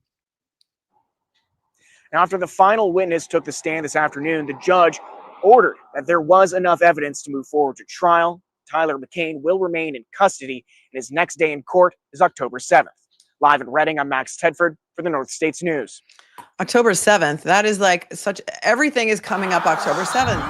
Is that a fumble or a first? We have like 4 court appearances on October 7th, but Shasta County does not have cameras in the courtroom, so we're not going to be able to watch it. I'm going to read that article to you so we can get as much information as possible. I also discovered the other day the woman whose name I do not allow mentioned on this channel, the former FBI agent who now is just a mouthpiece for the Norfolk County DA's office. You know, the one who tried to shame me on court TV for believing that John O'Keefe was not hit by a car.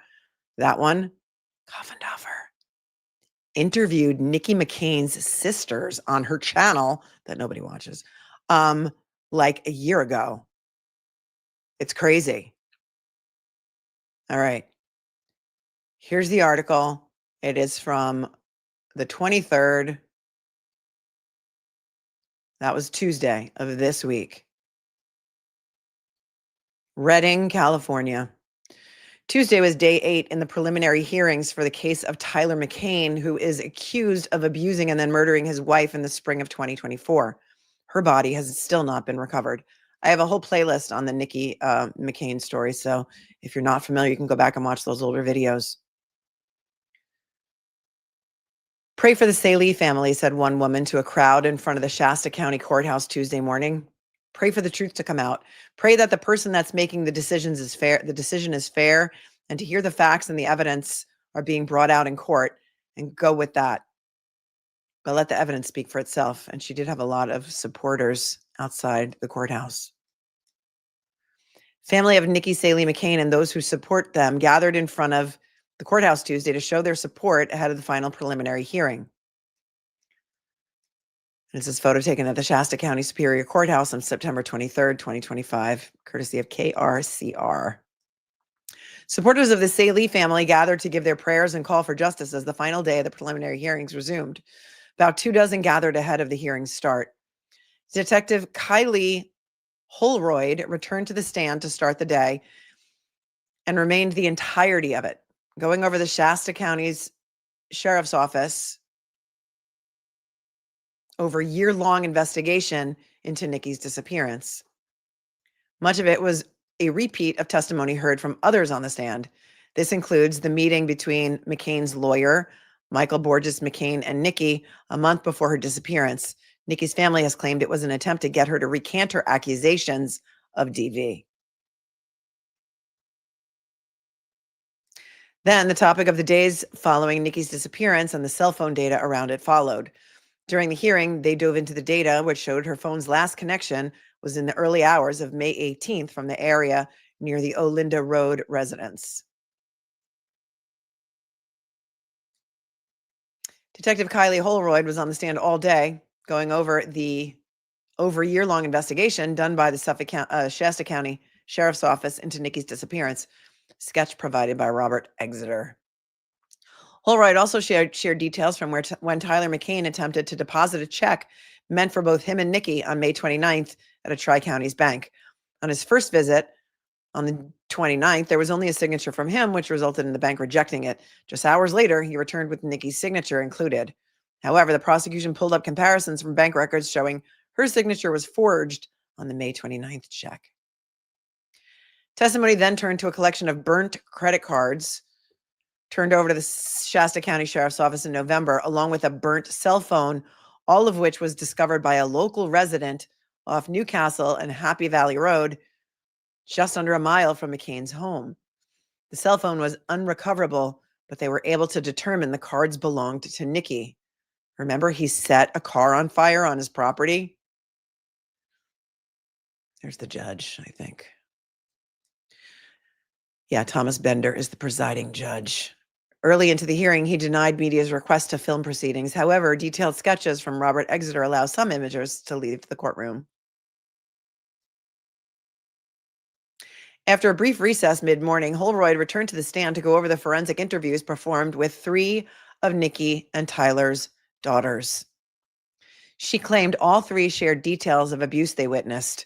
The eldest called Tyler McCain possessed and shared that their mother would use the 4 children as shields to stop Tyler from coming after her.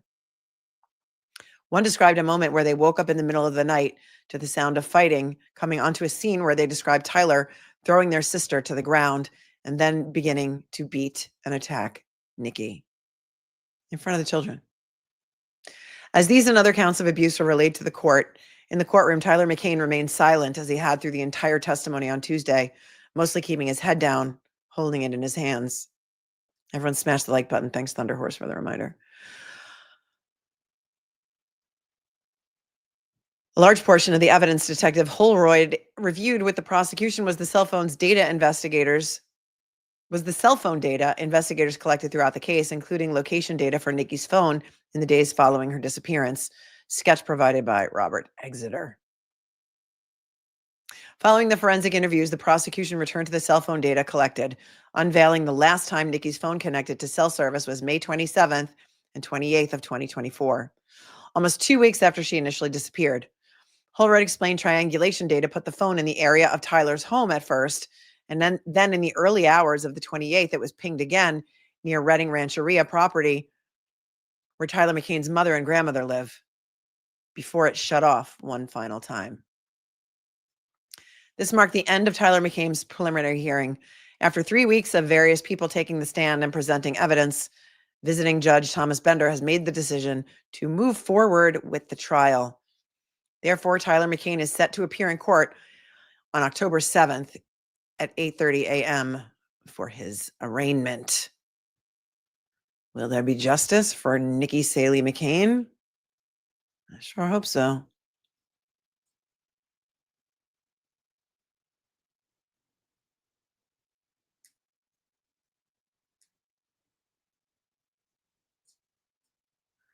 think there was another article that I had for you.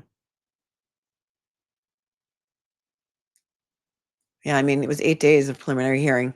And we've talked about that before, how some states use preliminary hearings, and then a judge decides whether or not there's probable cause to indict. And some states use the grand jury system, which is what we mostly use here in New York for felonies. And it was an 8-day preliminary hearing. I can't remember the last time I remember a preliminary hearing going on for 8 days. Anybody else?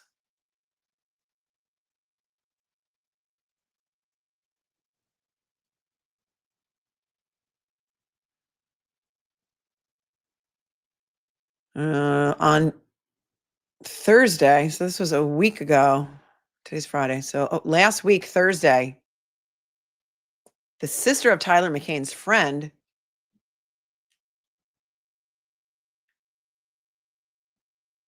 wait a second.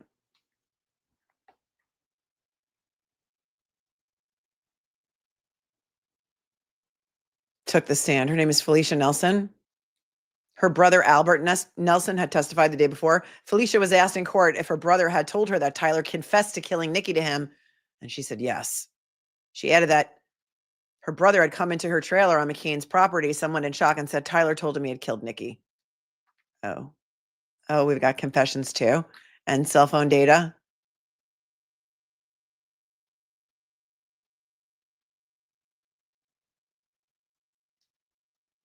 Yeah, so it looks like there's a couple of confessions, but then the one witness had a bunch of priors.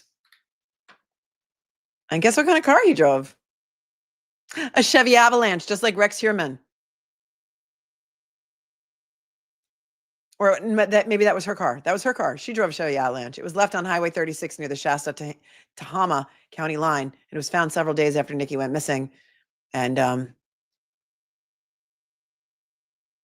this woman, Felicia, testified that she found it strange that Tyler pulled the pickup into the garage, then pulled around the back of the house where she heard something being moved, and then a thud.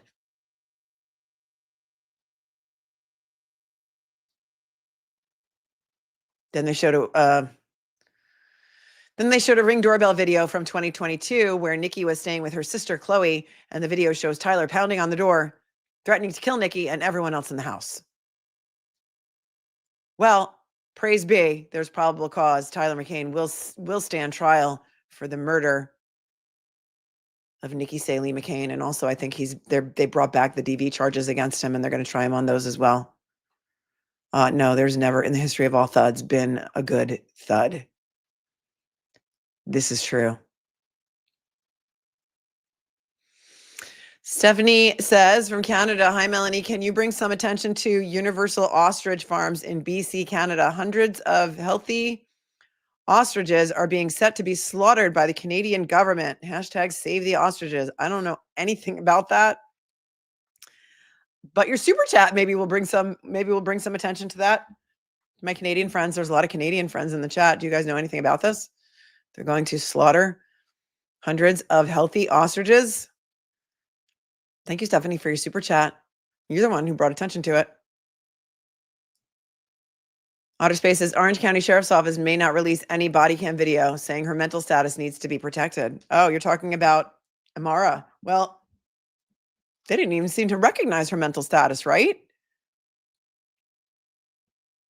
Can't use it as a shield and a sword, in my opinion. But that's a good point. Minnie's Fluffy Family became a new member. Welcome. Welcome. And Nurse Not Lawyer says, I think there is an injunction to stop the slaying of the ostriches. And Runkle of the Bailey is looking into it, says Carrie Berry's mom. And everybody says save the ostriches.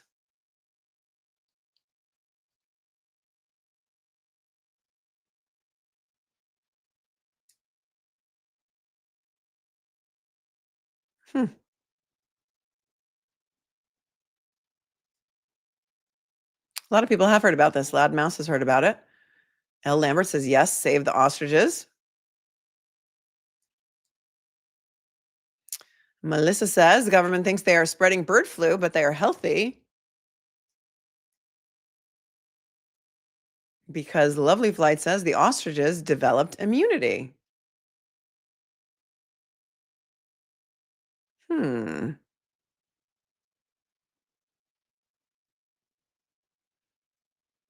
Did you also send me an email about this?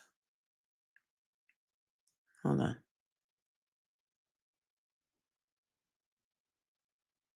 Okay, so Stephanie says in her email, she says, I will do anything to spread the word on this horrible story in Canada. I know you have a lot of fans that live in Canada, and they'll probably appreciate a shout out on the story. Shout out, Canadian fans. 400 healthy ostriches are set to be slaughtered this weekend by the Canadian government. Over 250 days ago, 2 of the ostriches were euthanized for having avian flu. Since then, the remaining ostriches have gotten immunity from the avian flu, and their owners are currently using their eggs for research to cure the C word we can't say on YouTube and other viruses. The Canadian government knows this, and they're sending the Canadian Food and Drug and our CP officers to arrest the owners, kill the ostriches, and it is absolutely horrible. These farmers have had this ostrich farm for over 3 decades. Well, there it is. There's your 5-minute segment. Although you didn't attach any links for me to click on, any like news stories or any sources for the story. So I can't play any content for you. But that seems sad. It's only all of the ostriches are at one farm. That's, I mean, that's awesome that you sent me that email. So thank you for spreading awareness. I just don't have any news sources to point to for you, for the rest of you who may want to cover it.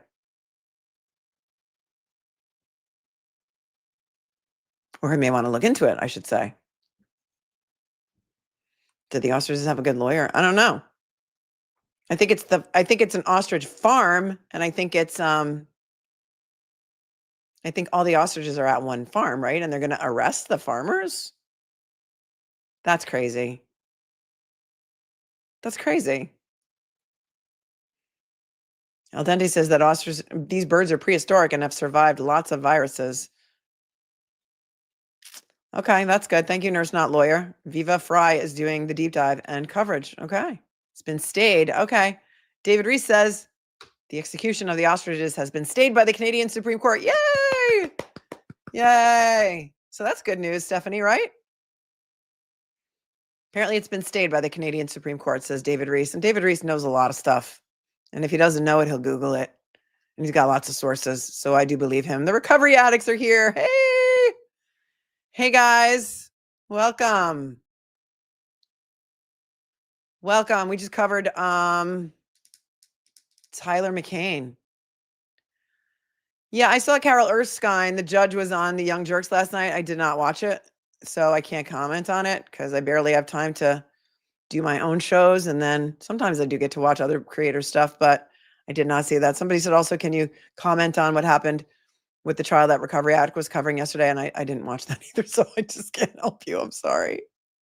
I'm sorry. Oh, and then you know what happened also that was really weird. You know, I always play news clips for you a lot of times because, you know, fair use, and I comment and I stop, and some people get mad when I stop and comment, but that's called fair use. You have to. News Nation struck an old video of mine, not with a copyright strike, with just like they say, because you put their clip of their News Nation's like reporting video, and I commented on it in my stream that they were going to get the ad revenue from my stream. And it was such an old video that I was surprised that they're doing that. But News Nation used to be very safe. You used to be able to play News Nation and they would never come for you. So I don't know, maybe they're realizing that nobody's watching them directly anymore. I don't know. It's really weird.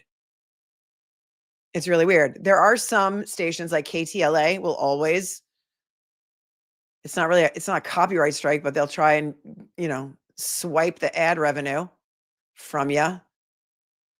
What I thought was interesting, Carol Erskine, because she works with or she worked as, she handled a lot of cases involving the judge, abuse and children and stuff like that. It'd be good to get her thoughts on what we just watched in Florida with IMARAH Bryant, right? Or Bryan. That'd be interesting. Like, what should have happened? What should have happened in that situation? Should she have been appointed a guardian? It's crazy. Yeah, and I forget what Mike was talking about. with them last night. Yeah, TMZ doesn't like when you play their content either. They don't like it. The world is now watching the Ostriches. It says Myrtle, the Turtle Adventures. Was she talking about Kelsey Fitzsimmons? I'm not sure what she was talking about. But yeah, TMZ, you cannot play TMZ on YouTube. They don't like that at all. No, they don't. All right. Should we take a look at Aaron Spencer's motion to dismiss? I think we should. Because it ties into what we're talking about, how some states use a preliminary hearing for an indictment, and some states use a grand jury. And in Aaron Spencer's case, they're making a motion to dismiss his indictment for not using a grand jury. So do you remember Aaron Spencer? I'm sure that you do. Let me just see if I have it in here. We need to free Aaron Spencer. He is another one of our free projects, but his trial is not coming up until January. It was supposed to be happening right around now, but it was pushed into January. And that is out of the great state of Arkansas. And there's another creator who has done an amazing job of, I don't know if his entire channel is based around Idaho, Arkansas corruption, but a great part of it is. Aaron Spencer is a father. He is a veteran. His daughter. Okay, I have to refresh my recollection on the facts because I'm conflating so many cases in my head right now. Let me look for my notes. I want to say she was 14 at the time, but we're handling so many cases involving children right now. So let me just get to my notes.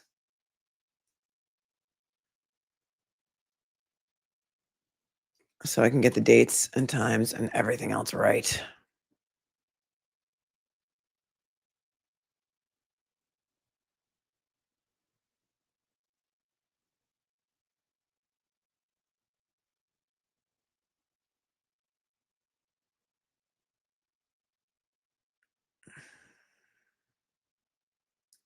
Hold, please. Talk amongst yourselves for a minute.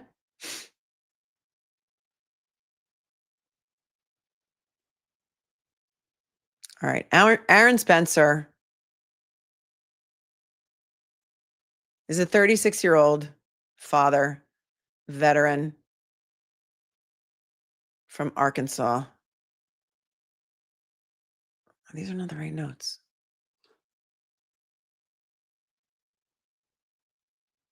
Okay. Okay. Aaron Spencer's 13-year-old daughter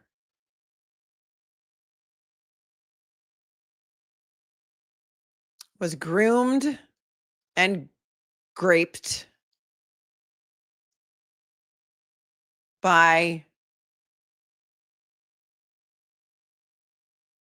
Michael Fossler,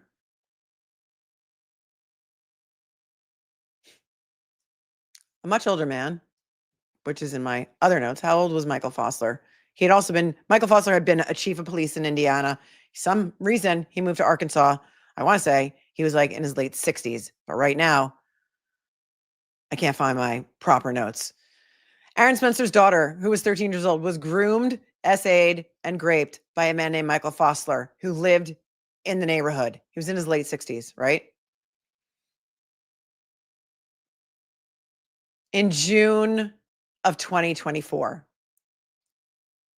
And it wasn't immediately known. I think the girl who was 13 disclosed to a cousin or someone, a family member.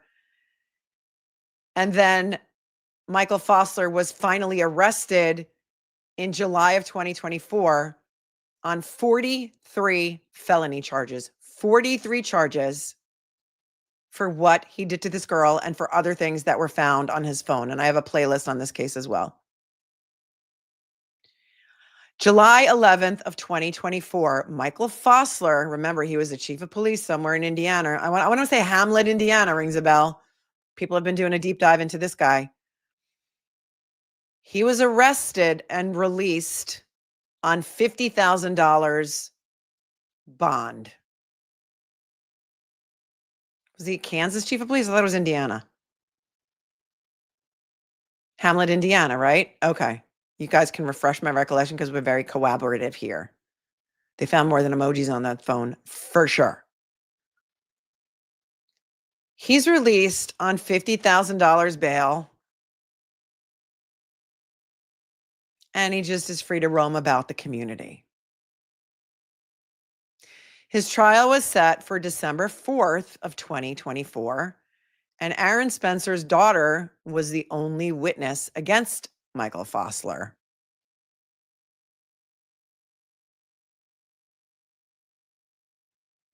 In October 8th, 2024, Aaron Spencer and his wife, Heather, who's very active on Facebook, she runs a Facebook group now that she's allowed to speak. October 8th of 2024, they heard their daughter's dog barking. And they woke up and Heather said to Aaron, can you go check on our daughter? Maybe she's sick or something because the dog is barking. Aaron goes into the bedroom and his daughter is missing. She's gone. He calls 911 from his house, reports his daughter missing and says, oh, by the way, we have a restraining order against this guy, Michael George Fossler, who has been charged with 43 felonies for what he did to my daughter. She's the only witness in his upcoming trial. And could you go like do a drive-by or something, right? So then Aaron Spencer starts, freaking out the way any father would. I don't know who's sending me breaking news, but I'm not going to stop what I'm doing to look at it right now. But thank you so much for collaborating. He's gets in his truck and he starts going out to look for his daughter. And by the grace of God, he comes upon Michael Fossler driving his truck with Aaron Spencer's daughter in the passenger seat. He bangs a Yui and goes chasing after this guy. What happens next is a little bit unclear because, there's always at least two sides to every story. And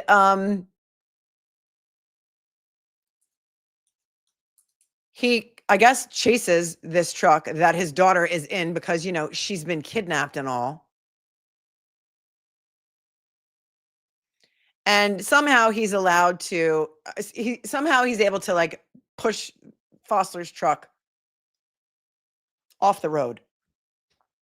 And he tries to get out and get his daughter, but Fossler is like pulling his daughter back or trying to pull his daughter out of the car or something. We don't really know all the facts because the judge put a gag order on the case.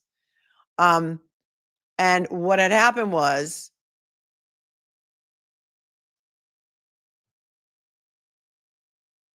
Michael Fossler is trying to get away with his daughter. Aaron Spencer pulls out his weapon, shoots Michael Fossler, grabs his daughter, gets back into his truck, flees, calls 911 and says, oh, by the way, remember I called earlier looking for my daughter? Well, I just found them. Michael Fossler had her in his truck. And by the way, I shot him and you might want to go check out his condition.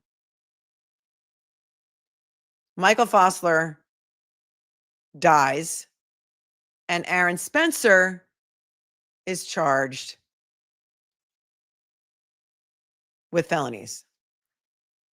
And right away, the judge, the same exact judge who let Michael Fossler out on the $50,000, $5,000, I think it was, cash bail, the same exact judge slaps a gag order on the case of Aaron Spencer. And it goes all the way up to the Arkansas Supreme Court. And we watched the Arkansas Supreme Court arguments, and they won. And it got sent back. And boy, did the Arkansas Supreme Court spank that judge. And the gag order has since been lifted. And more people are getting interested in this case. And we need to free Aaron Spencer because he did, in my opinion, what any man should have done for his daughter.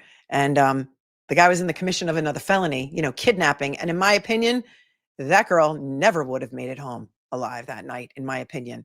Since then, another woman has come out and spoken to a TikToker. We played that video also. She came out to say something like 25 years ago in Indiana, she was the babysitter for this same guy, Michael Fossler, and he did stuff to her while his own wife was in the room. And because of that, and because they couldn't go to the police because he was like the chief of police there, her mother reported her as a runaway and sent her to live with her dad in Arkansas. We listened to this girl's story.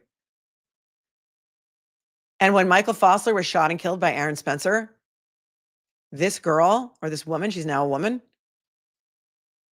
couldn't believe it. She comes to find out that Michael Fossler moved to Arkansas around the corner from where she lived. Was she his first victim? She absolutely was not his last victim, because statistics show, and I know this from the work that I did, suing the Catholic Church on Long Island for 50 or 60 survivors/victims of clergy SA here on Long Island, that most people never disclose. Many people do not disclose until they're in their, I don't know, maybe 20 years later. The fact that this 13-year-old girl disclosed so quickly within a month of this happening is amazing. And that a pedo will commit at least 100 offenses before they are caught. And so maybe some more victims of Michael Fossler will come out. But what is happening to the Spencer family is horrifying. And they moved to Arkansas from Florida to take care of an aging parent. So they were living in Florida. They came to Arkansas. This thing happens.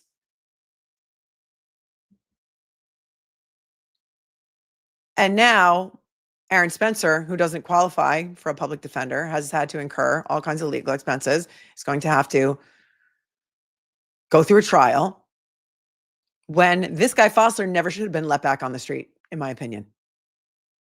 And we did a deep dive, I think, into the judge. We did a deep dive into Michael Fossler and his wife and where he came from. And there's a lot of videos on this case, but that is just the very briefest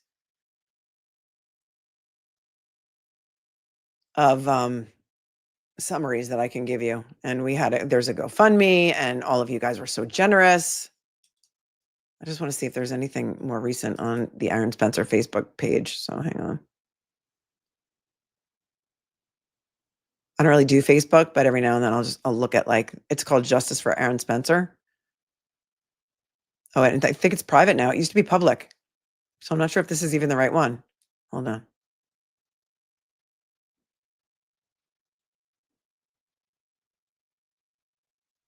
We support Aaron Spencer. That's the public one. He's currently out on bond, awaiting the pretrial on December 17th, 2025. And the jury trial is on January 26th of 2026. So if you want to go support the family, it's the We Support Aaron Spencer Facebook group. It's got 59,000 followers. Michael Fossler was 67. I was right. And at that time, when Fossler kidnapped her, she was 14. I think when he abused her, she was 13. And it's horrific. Go back to the prior videos if you're interested, because there's a lot to it.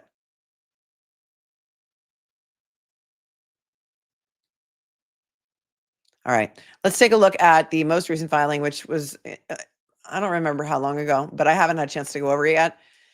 And this is a motion to dismiss the indictments filed by Aaron Spencer's attorneys, who are really amazing. We saw Erin Casanelli argue in front of the Arkansas Supreme Court, and it was fascinating. She's awesome. All right.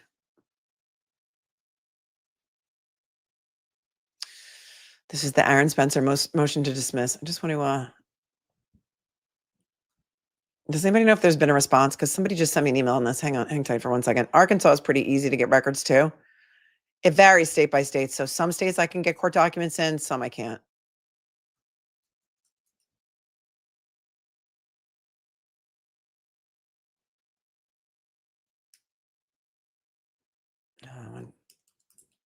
If there's an opposition, we might not have time to do both today, but we'll take a look. Yeah, this was filed at the end of August. Hold, please.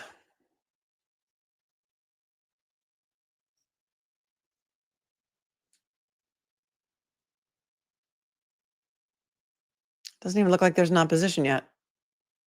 I mean, how much time do they get to respond? 30 days? It should be any day now. All right. Let us take a look, because this is a novel argument. I got a drink.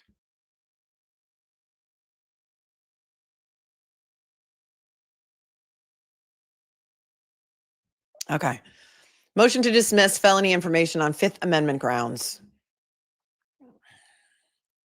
Comes now the defendant Aaron Spencer by and through his attorneys at Lassiter and Casanelli, and for his motion to dismiss this criminal case under the Fifth Amendment to the United States Constitution states, Roman 1, introduction.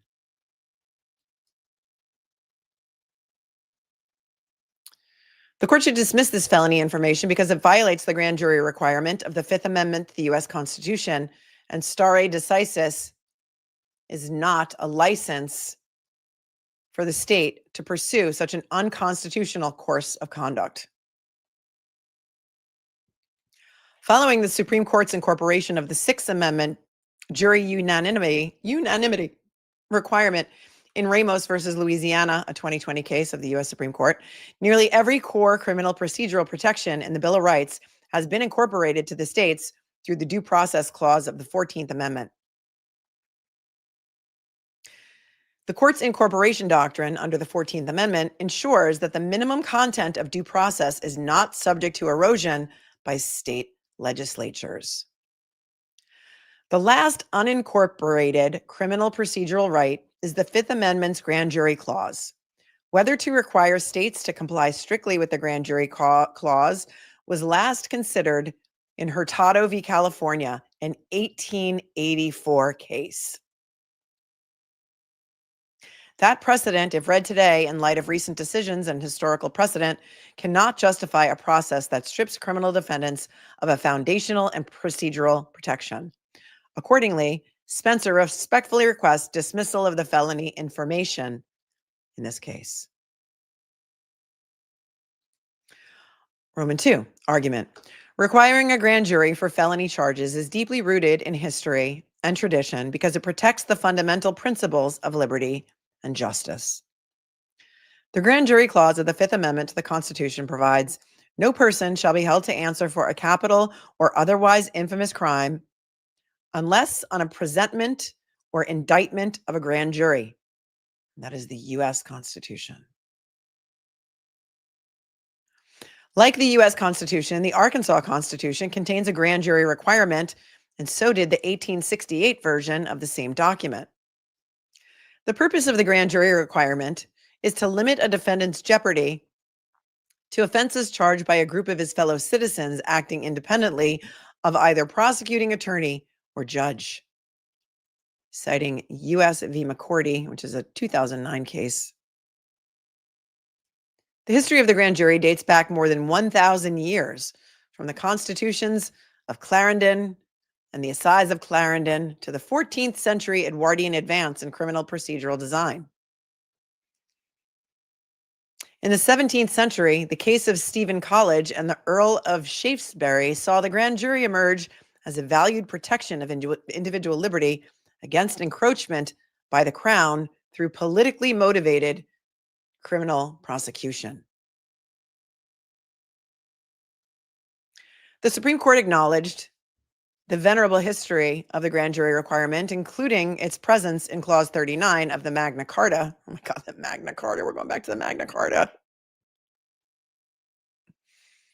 Don't worry about the backpack. The backpack is all good. We just bought a new one.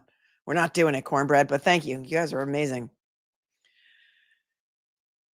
And the debates on whether it should be interpreted to include not only felonies, but also misdemeanors and petty offenses in Hurtado v. California from 1884. However, the court ultimately decided not to incorporate the grand jury clause against the states, holding that state legislatures were free to newly devise any legal proceeding enforced by public authority, so long as they preserve the principles of liberty and justice.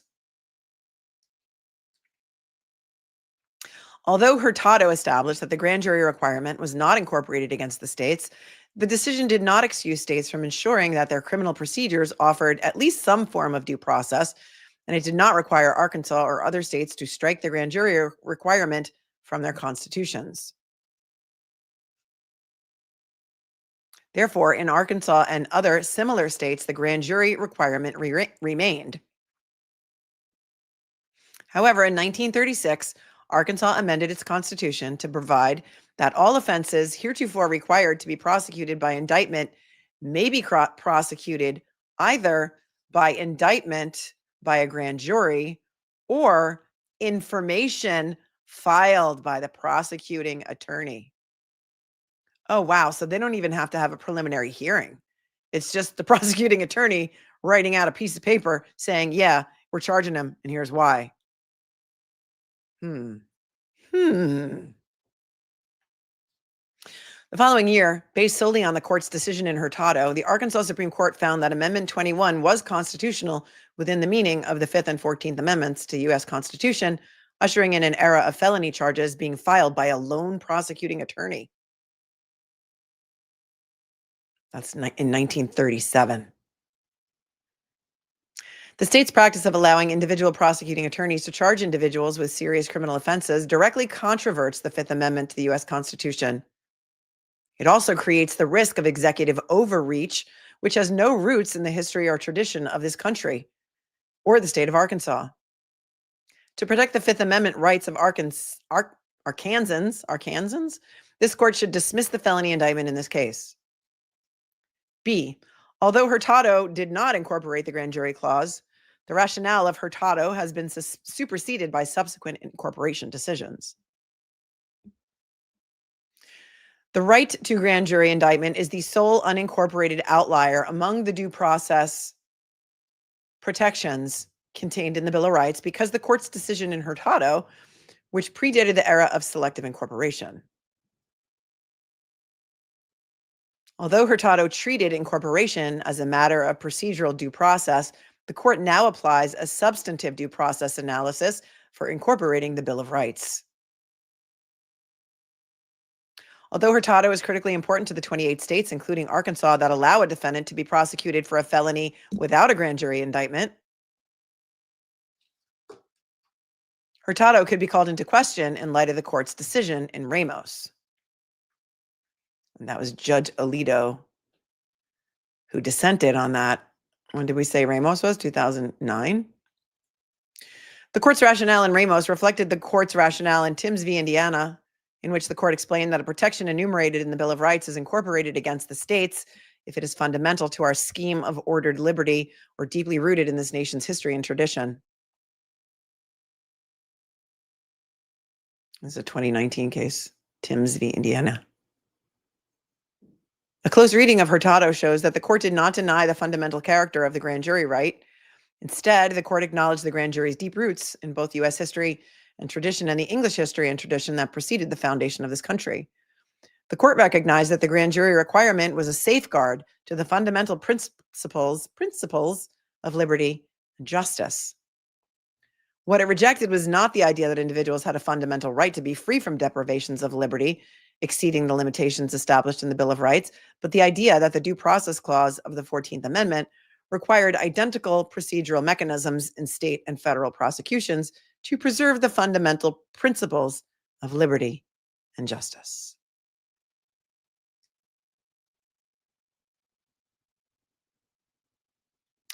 In doing so, the court avoided conflict with its previous decision in Murray's Lessee versus Hoboken Land and Improvement Company in 1855. In Murray's Lessee, the court had held that due process requires adherence to traditional common law procedures, demonstrating consistency with fundamental principles rooted in history and tradition. Had the Hurtado court followed this analysis, it would likely have concluded that replacing a grand jury indictment with a unilateral prosecutorial information was incompatible with due process. That's kind of wild. I don't know how many states do that. Many states give a choice between preliminary hearing and grand jury. And remember, in Idaho, we were waiting for the preliminary hearing on Koberger when they decided to secretly convene a grand jury, and they indicted him that way instead. And that's happened in a couple of other cases. But I don't remember ever seeing a motion like this, where the state was free to indict on a felony based on just a one-sided prosecutorial information. If anybody can think of one, let me know. The Canton Leaf Blower Society has just convened outside my window, so if it's too loud, let me know. We'll have to watch a video or something. Like we're like in school, it'll be movie time. It'll be movie time while the leaf blowers are outside. However, the 14th Amendment had only been recently ratified, and California, like other Western states, was struggling with the practical requirements of convening grand juries in sparsely populated areas. In that context, prior to the court's incorporation decisions of the 20th and 21st centuries, the court concluded that California's practice of proceeding on an information filed by an individual prosecutor was not sufficiently unfair or oppressive to violate the 14th Amendment. This deferential procedural due process standard sets Hurtado apart not only from Murray's lessee, but also from the court's more recent incorporation decisions, in which it has reviewed states' criminal procedures as a matter of substantive due process. Yeah, with due process, yeah. Loudmouth says the forefathers could have simplified things by calling it the FAFO Amendment. Got Milk for Me says my state requires a grand jury only, right? There are a couple. There are, I think I can't remember. I did the research on it recently. Maybe half the states give the choice between, and some are only grand jury. Spencer's motion does not require this court to overrule Hurtado, only to read it narrowly in the context of Murray's lessee. A narrow reading of Hurtado establishes that although a felony information may satisfy the minimal requirements of procedural due process, a substantive due process analysis requires dismissal of the felony information in this case. These attorneys are really digging deep for a pretty novel constitutional argument, because it's just the way we've always done it in Arkansas, Ms. Casanelli. Can you imagine? Number two, recent incorporation decisions establish that Fifth and Sixth Amendment criminal procedural rights apply identically to the states as to federal prosecutions. As previously established, the Hurtado court did not find a state's process for filing felony charges to be outside the scope of the 14th Amendment's due process clause. Instead, the Hurtado court decided that due process meant any process that was legislatively intended to safeguard the fundamental principles of liberty and justice. In the many years since Hurtado, the court has overruled most of its precedents from the 19th century, expressly holding that the 14th Amendment's due process clause does, in fact, require that courts apply an identical definition of due process to state prosecutions as to federal prosecutions. This trend reflects what Justice Black considered to be the original purpose of the 14th Amendment, to extend to all the people of the nation the complete protection of the Bill of Rights, to hold that this court can determine what, if any, provisions of the Bill of Rights will be enforced, and if so, to what degree, is to frustrate the great design of a written constitution. Citing 1947 case, Judge Black dissent.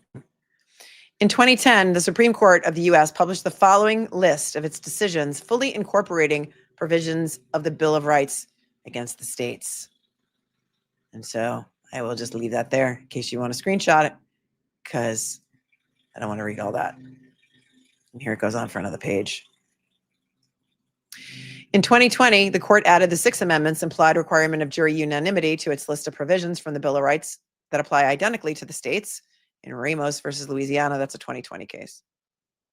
In Ramos, the court acknowledged that the unenumerated jury unanimity requirement had never previously been applied to the states, even in Apodaca v. Oregon, 1972 case directly on point. Nevertheless, the Ramos court expressly overruled Apodaca and found that the Sixth Amendment required jury unanimity both in federal prosecutions and in state prosecutions.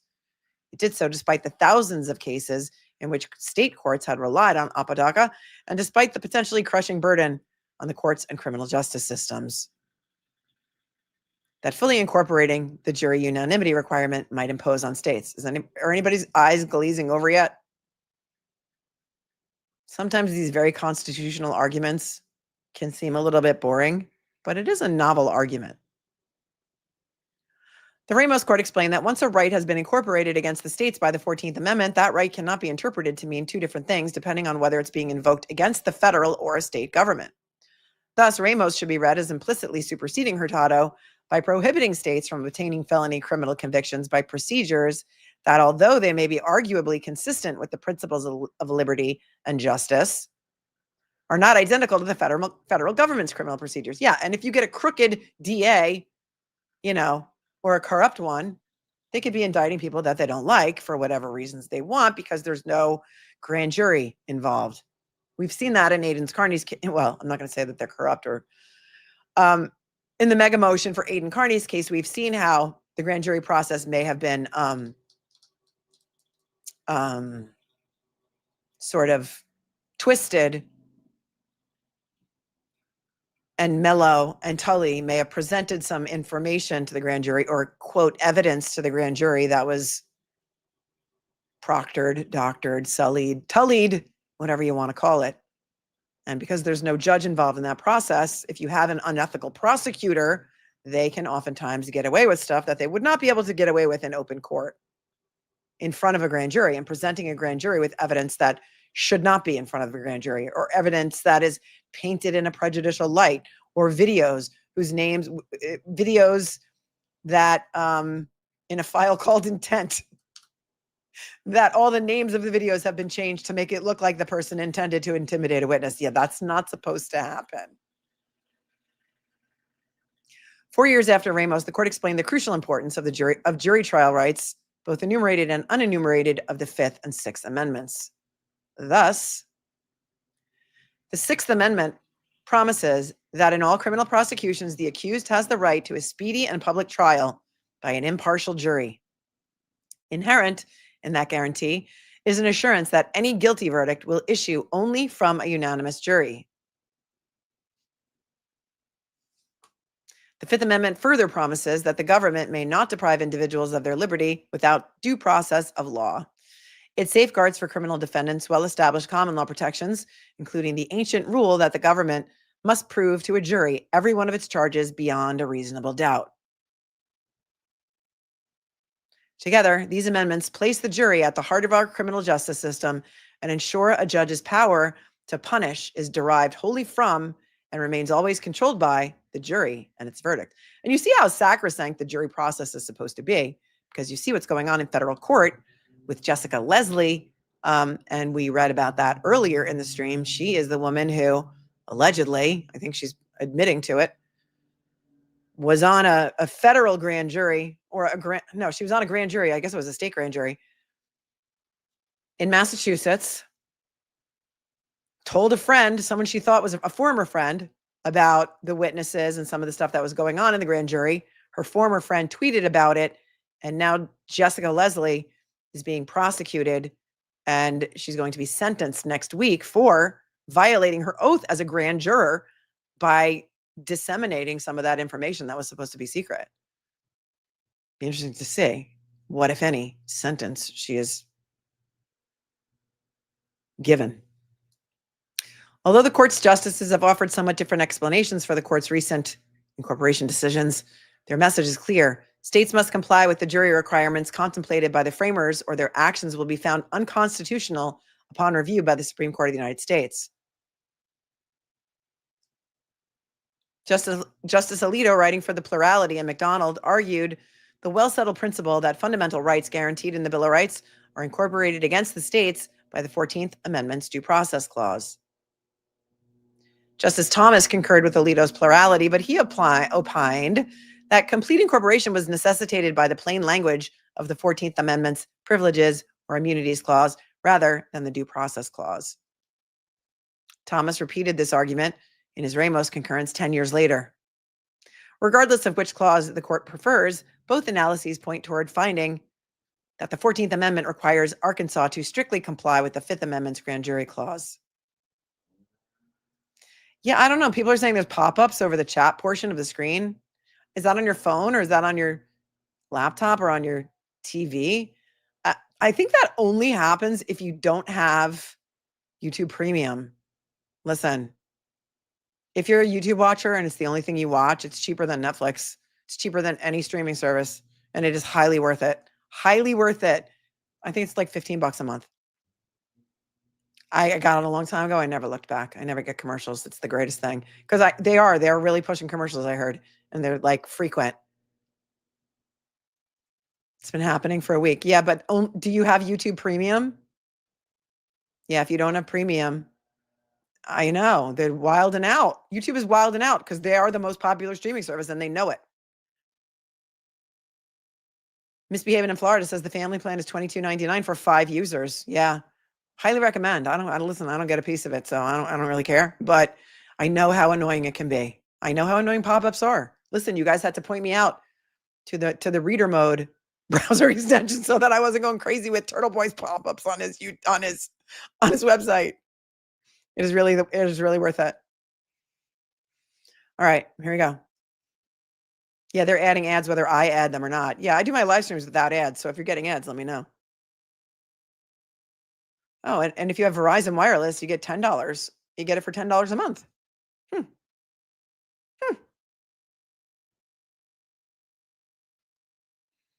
What we need is a constitutional law professor to come in here and teach us this. Moving on. Since the Hurtado Court determined the 14th Amendment Due Process Clause governs the review of how a state files serious criminal charges against individuals like the defendant in this case, and the Ramos Court determined that the Due Process Clause requires uniformity in the protection of constitutional rights between the state and federal criminal justice systems, these two cases taken together suggest the state's failure to comply with the Fifth Amendment's grand jury clause incorporated under the Due Process Clause requires the dismissal of the felony information in this case. Likewise, since the plain language of the 14th Amendment's Privileges or Immunities Clause provides that no state shall make or enforce any law which shall abridge the privileges or immunities of the citizens of the United States, and the jury requirements of the Fifth and Sixth Amendments, both enumerated and unenumerated, protect individuals from deprivations of liberty imposed by an individual representative of the executive branch rather than a jury. The language of U.S. Constitution suggests that a state may not, as here, file felony charges leading to the arrest of an individual like this defendant without any process involving a greater risk of arbitrariness than putting the question to a grand jury, citing the U.S. Constitution. Ramos and the other recent incorporation decisions demonstrate that it is just a matter of time before the Supreme Court of the U.S. incorporates the grand jury requirement and invalidates virtually every felony prosecution pursued in the state of Arkansas. Accordingly, the defendant respectfully requests that the felony information in this case be dismissed. C. Amendment 21 to the Arkansas Constitution violates the Fifth Amendment to the United States Constitution.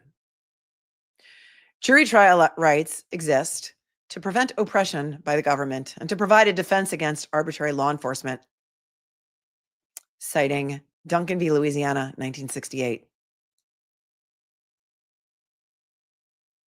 Those who wrote our Constitution knew from history and experience that it was necessary to protect against unfounded criminal charges brought to eliminate enemies and against judges too responsive to the voice of higher authority.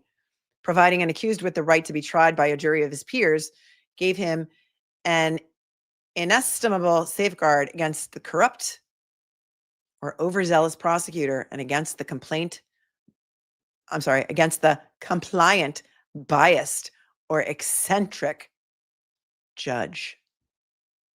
Both under English common law and under the U.S. Constitution, the jury exists at the heart of our criminal justice system to ensure a judge's power to punish is derived wholly from and remains always controlled by the jury and its verdict.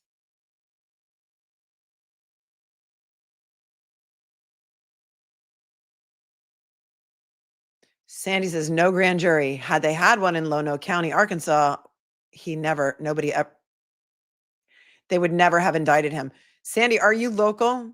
I would like to know from anyone in Arkansas or anyone who's a practicing attorney in Arkansas if this is the way it's always done, or if sometimes they do convene a grand jury in Lonoke County. This is like a one-room schoolhouse, this courthouse, apparently, right? I think she's the only judge there. Maybe there's 2 judges in the building.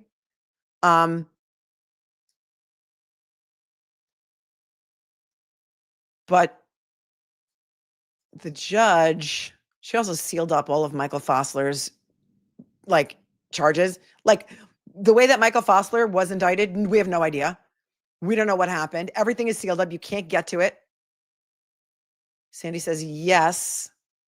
Yes, yes, yes. This is the way it's always done, Sandy B. It's always done by information. It is never done by hearing or grand jury. Rhea of Sun. Yeah, 2 judges, 1 civil and 1 criminal. Right. So this judge is Barbara Elmore. We did a deep dive into her one day. Sandy B said, it's never had a grand jury in my time. Oh, okay. Judge Barbara Elmore is the judge who let Michael Fossler out of jail with $5,000 do not pass go. Don't worry about it. 43 felonies against a 13-year-old girl, including rape. No big whoop. No biggie. Here you go. Free pass. Get out. She sits in the 23rd Circuit Division 1. There is 1 criminal judge, and that's her. And then there is 1 civil judge. And how is she not recused? How is she not disqualified from hearing this case when she's the reason Michael Fossler was out on bail? I don't get it. I don't know what's going on in Arkansas, but I'll tell you who does know. And I'll refer you to his videos later because he's pretty awesome. And he's done a deep dive into the corruption of Lonoke County. And he's got lots and lots and lots of videos on it. Let me just see if I can find his name for you so I don't forget. Because sometimes I tell you that I'm going to do something and then I genuinely just forget to do it. It's not intentional. It's just a, forgetfulness. Where's the Spencer playlist? Do, do, do, do, do, do, do.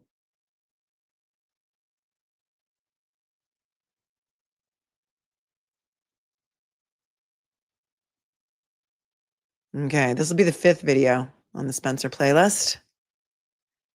And the creator, who's got lots of videos,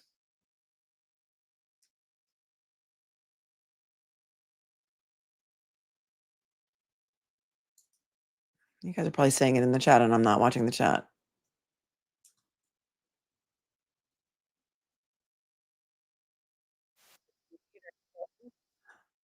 Carnage on Ice. He's got 18,000 subscribers and he's got a lot of videos on the lethal legacy of Lonoke. Boys on the Tracks, which you guys told me to look into, which I have not done yet. And like the corruption of Arkansas going all the way back to like Bill Clinton and before. And it's wild.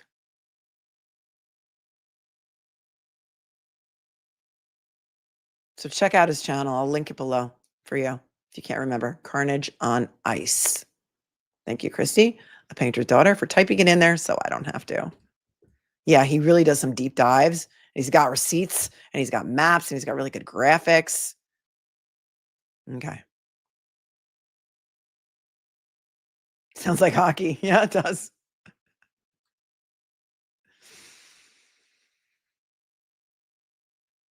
All right. So it's going to go on for a couple more pages and it's a constitutional argument. And it's going to be heard by, again, Judge Barbara Elmore. She's the one who slapped down that unconstitutional gag order in the beginning of this case. So I'm not hopeful that she's going to grant this because that's the way this has always been done in Lonoke County. And so if no one's going to tell us to do it otherwise, good luck with that. And it may go up to the U.S. Supreme, not to the U.S. Supreme Court, but it may go up to the Arkansas Supreme Court because they did decide to hear the gag order issue. Let's just get to the conclusion.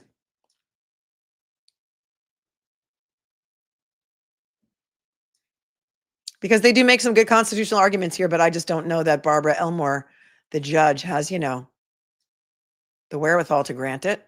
What say you? They go on to say the executive branch of the government is the closest thing to the crown that exists in the modern United States, and a prosecutor is a representative of this crown.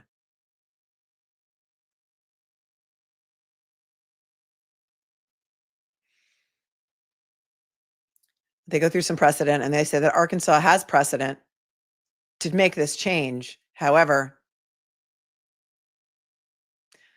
this precedent has led to an absurd result. In Arkansas, a prosecutor, disappointed by a grand jury's refusal to indict an individual with a capital or infamous crime, may turn around and file this serious charge unilaterally, directly controverting the demonstrated will of the people. Well, that's a 1985 case. So I guess they just do whatever they want in Arkansas. I guess they just do whatever they want. They're talking about crown overreach, and that's why we came here. That's why we started the United States of America, because of crown overreach. And that's why we have a constitution and a Bill of Rights. And that's wild. The Arkansas Supreme Court upheld the constitutionality of allowing a lone prosecutor take a second bite at the charging apple by filing an information, violating not only the grand jury clause, but also the Arkansas General Assembly statute requiring good cause and the court's permission to go forward with felony charges after a sitting grand jury has determined no charges should be filed.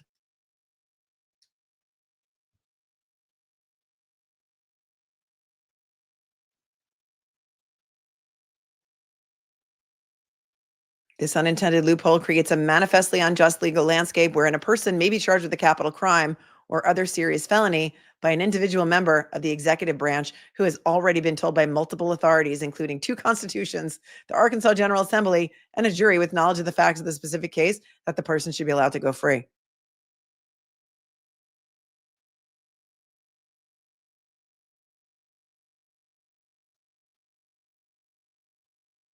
Wait, so they're saying that, hold on a second.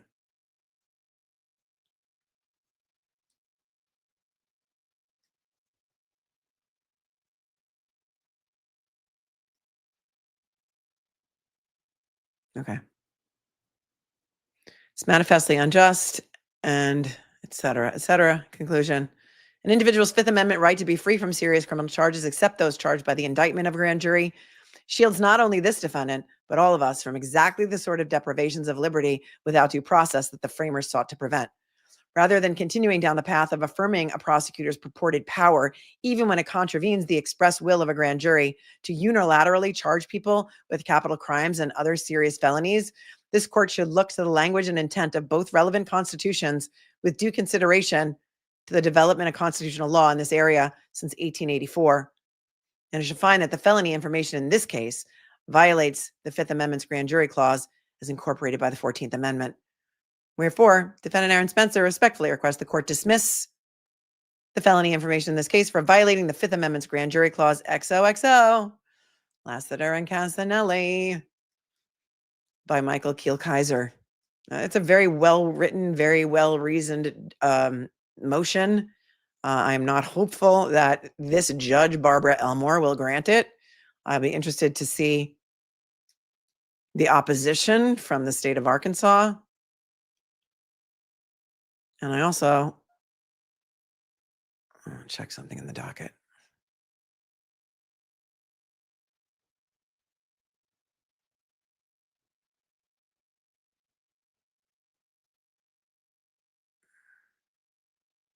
Here's the criminal information that was filed by the prosecutor in this case, Chuck Graham. I'm sure if you get more into Carnage on Ice, you will maybe learn some more about Chuck Graham. I'm not sure if he's done videos on him, but he seems to have been doing a deep dive into everything involving Aaron Spencer. So here's the criminal information on which Aaron Spencer was indicted, unilaterally filed by Chuck Graham. Let's take a look. Not a lot is available publicly in this filing in the Aaron Spencer case, but this one is. Oops.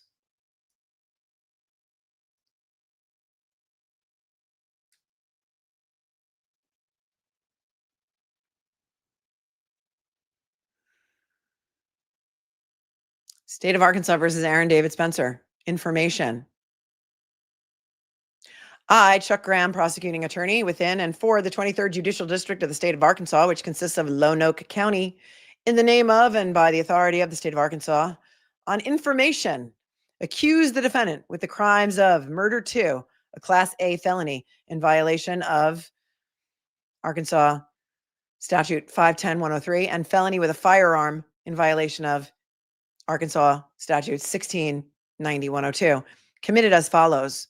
State of Arkansas alleges that on or about October 8th in Lonoke County, Arkansas, the defendant, count 1, did knowingly cause the death of another person under circumstances manifesting extreme indifference to the value of human life, a Class A felony in violation of Code Section 510-103, to wit, Michael Fossler, against the peace and dignity of the state of Arkansas. And then there's an enhancement.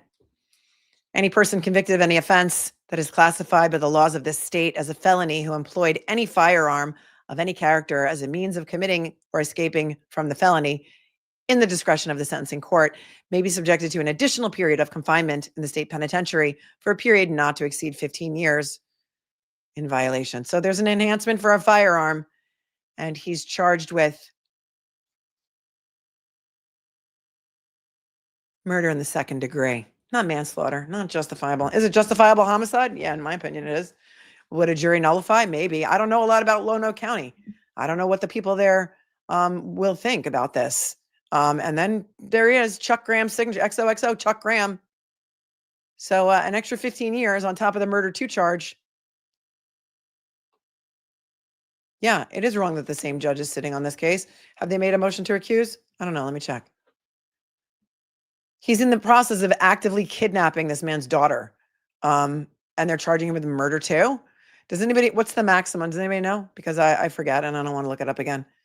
Maximum sentence for murder 2 plus 15 years in Arkansas.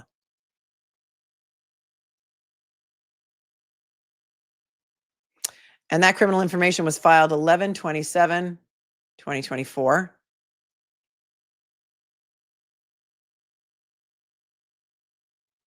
We went over this before, the notice of intent to raise justification as a defense.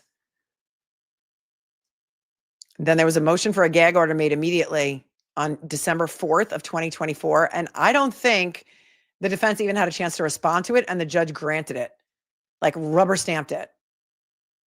And so the gag order went all the way up to, because I remember we went through the timeline of this. It went all the way up to the Arkansas Supreme Court when it was finally lifted.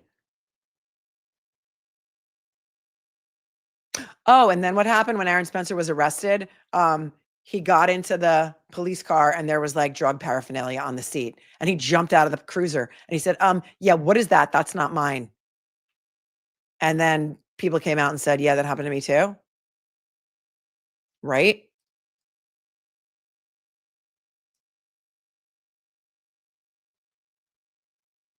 It was a glass smoking device, remember?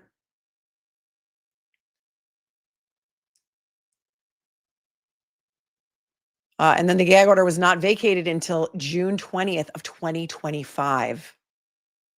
So it was slapped on them right away. Nobody could speak to the press. The attorneys, the family was even gagged. And the Arkansas Supreme Court was like, yeah, no, you can't do that. It's unconstitutional. And they really spanked her pretty bad in that decision.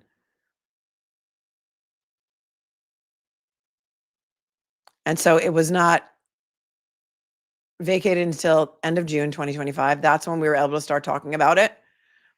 That's when it came to my attention. I'm not sure when. The first video I did was on this.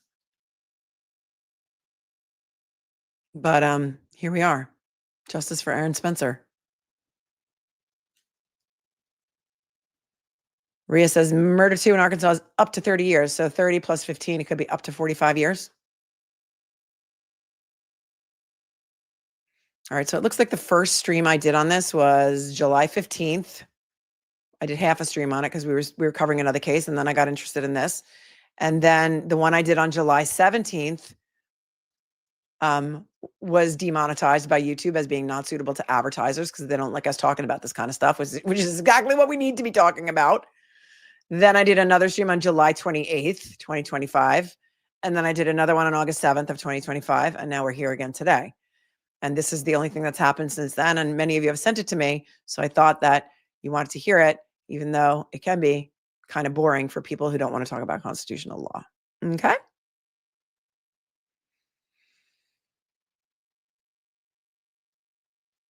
So there's that. Yeah, well, Heather Davis says, if I was family, I would have violated the hell out of that gag order. Yeah, but listen, this is like, who knows what's going to go on in that county?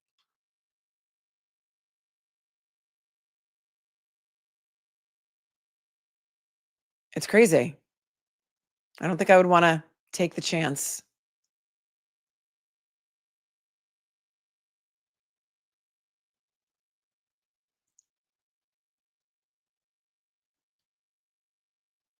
Hold on a second.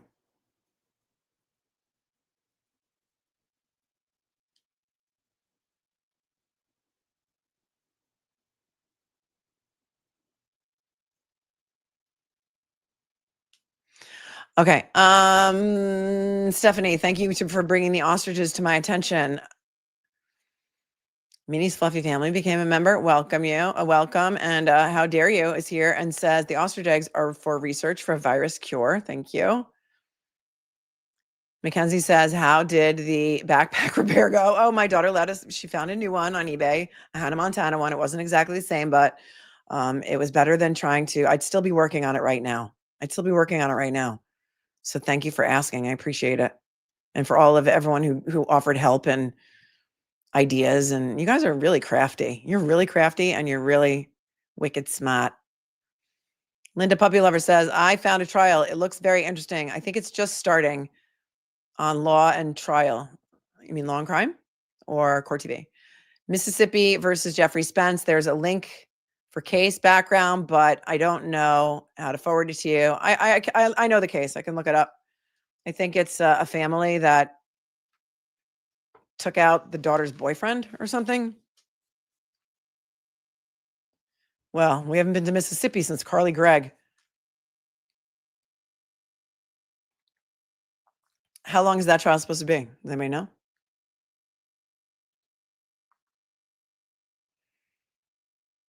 Thank you very much for your super chat.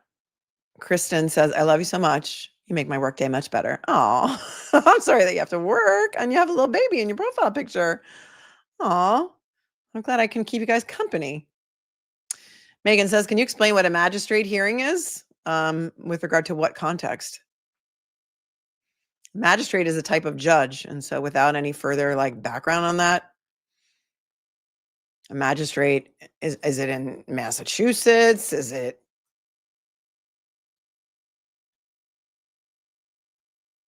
So a magistrate is a civil officer who administers the law, especially one who conducts a court. So there are magistrates and there are judges. So I don't really, without any background on that, I can't really. Google is your friend though. So whatever state you're looking to find out, or go to the court website and they will tell you, but without any further information and jurisdiction, I can't answer that, but I'll thank you for your super chat. And Wise Old Owl, thanks for your 20. Super nice of your super sticker. David says, will you consider going over Carly Gregg's appeal filing? I don't have it. Do you have it? Do you have it? Can you send it to me? It's in Mississippi. I don't have the documents yet. How long is it? I would go over it. I think they're bashing Bridget Todd though, right? Aren't they trying? All right, Nancy, I don't know what you're doing here, but it's not going to fly. So if you're in here to try and stir the pot and rile people up, why? Why are you doing that? Why are you doing that? This is not the right place for that. It's not the right place. You're not even on topic. What are you even trying to do? I don't get it. I need to see the filing and see how long it is before I can do it. Thank you, though. Stephanie says, thank you for your kindness sharing about the ostrich farm. They are trying to arrest the journalist now. Oh, man. In Canada? Canada's getting as wacky as Massachusetts, huh? I'm happy. I'm happy to save an ostrich if I can. Thank you, Stephanie. Kristen says, thanks for what you do. You make my workday so much better. I'm going to be getting some merchandise as soon as I can. Oh, I'll tell you when the next sale is going to be. So don't worry about that. I mean, I say always take advantage of a sale. If you don't know, we made new tour shirts and they're pretty cool. They've got all the sayings on them from 2025 that we've been screaming into the ether. And we did some giveaways and people got some free merch. Let me see when the next sale is going to be. Because, you might as well take advantage of a sale.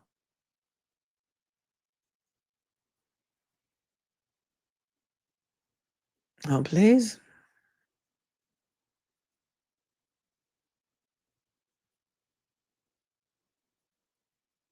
Okay. The next sale in the merch shop is going to be 20% off. I'm sorry, 20% off overs, 20% off overs over orders over $70. Wait, no, forget it. Forget that.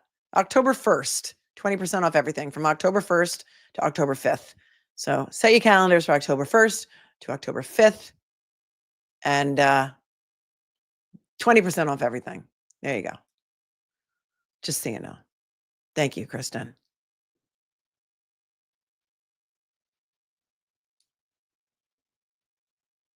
Linda, puppy lover, I paid $10 for super chat. Now it says I have to subscribe to send a regular chat. Did you see my suggestion about Mississippi v. Spence on law and crime? Thank you so much for your super chats. Subscribing is free. You just have to click the subscribe button. So I'm not sure what that means, but yes, I did. And I just wrote it down. I'm a little behind on the super chats. I am apologizing. And then all caps, another $5 in all caps to say I've been a subscriber for a long time since the start of Karen Reed trial. Number 2, please check out Mississippi versus Jeffrey Spence on law and crime. How do I join as a member? The membership link is in the show notes. And if you're on an iPhone, I think you have to go into don't go into your app. You have to go into a browser and go to YouTube that way. I don't know. They make it hard for iPhone users like that. So,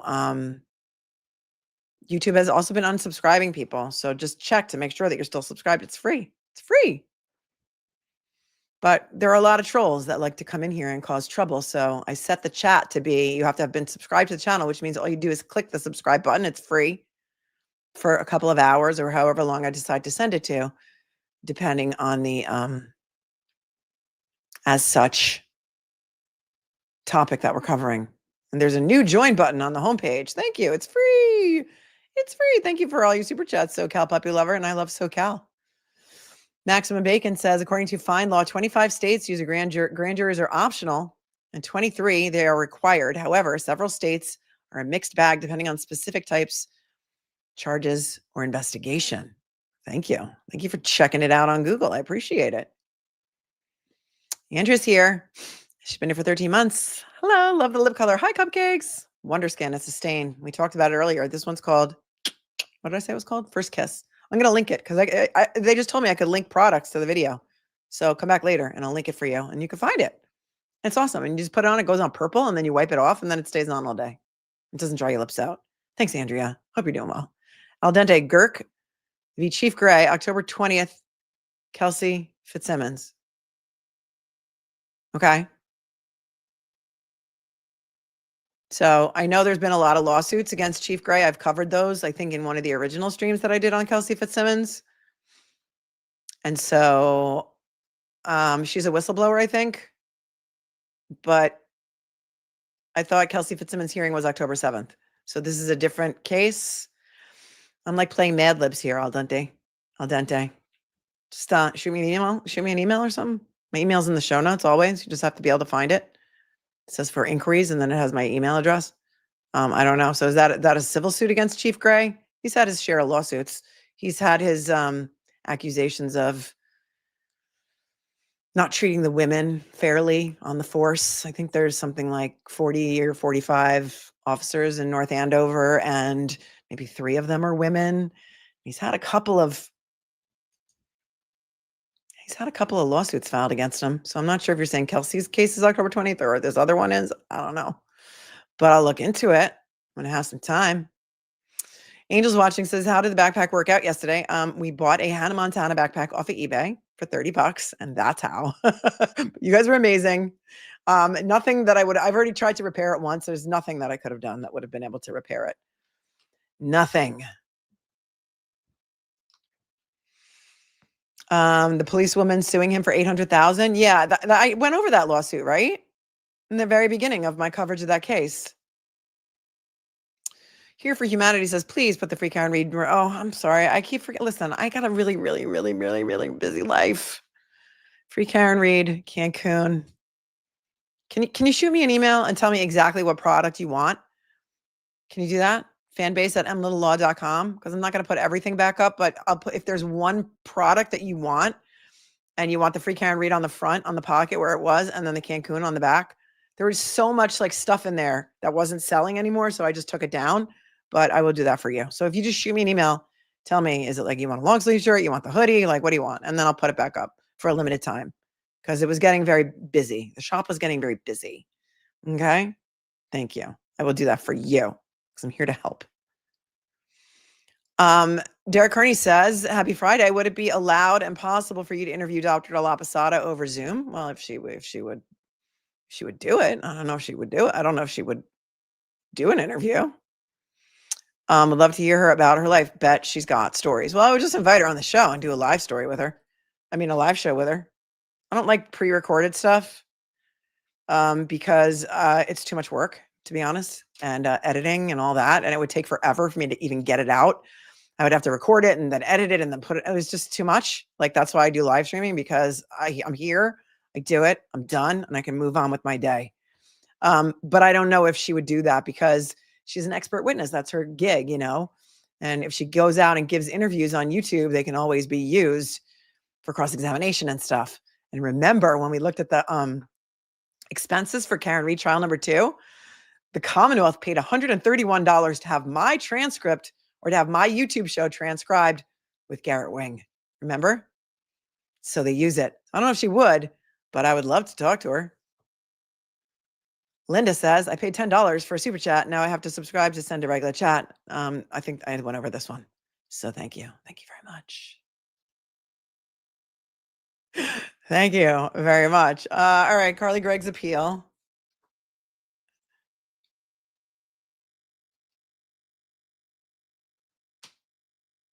Okay. All right. Robin Rose says, with the civil case going on in Karen Read, she wouldn't be able to say anything about the Karen Read case. That's true. That's probably true, because they probably will call her as an expert in the civil case. That's a great point. Thanks, Robin Rowe, for bringing that up. So I don't think that that would be possible with Dr. La Posada, but it'll be fun. Oh, yes. Hannah, you missed that whole show? Hannah Preston says the Commonwealth did not spend that much. Oh, my God, I missed that. Yeah, also, you know that YouTube transcribes things for you, right? Yeah, so they paid for that. They paid, they rubber stamped Aperture's bills for like months. Some months they were billing out $45,000 a month, one month, $75,000 a month. It was crazy. It was crazy. We had all the receipts and we went over them. You do need a scroller along the bottom about the backpack. It's all right. It's all right. Anybody who's here will go back and watch from the beginning, and I addressed it at the beginning. Justice Junkie says, thank you for keeping me company. I lost my sister this week from cancer, and you've helped take my mind off my broken heart. You are now my heart is broken. I can't imagine losing my sister. I'm so sorry. Justice Junkie, prayers up for Justice Junkie. I'm so sad. Cancer sucks. Cancer sucks. I'm really sorry. Prayers up for Justice Junkie. Ugh. David says, I don't have the Gregg documents. I saw them on a news report that can be downloaded, but requires a Scrib account. And I was on my work computer. Oh, I'm registered with the Mississippi courts, so I can get it. But I think they're trashing Bridget Todd, right? And saying ineffective assistance of counsel or something. That, I mean, I heard it in passing. And so I didn't, that was a horrific case in my opinion. Carly Gregg. And you know, they represented her pro bono. It was for free. Justice Junkie, everyone is praying for you.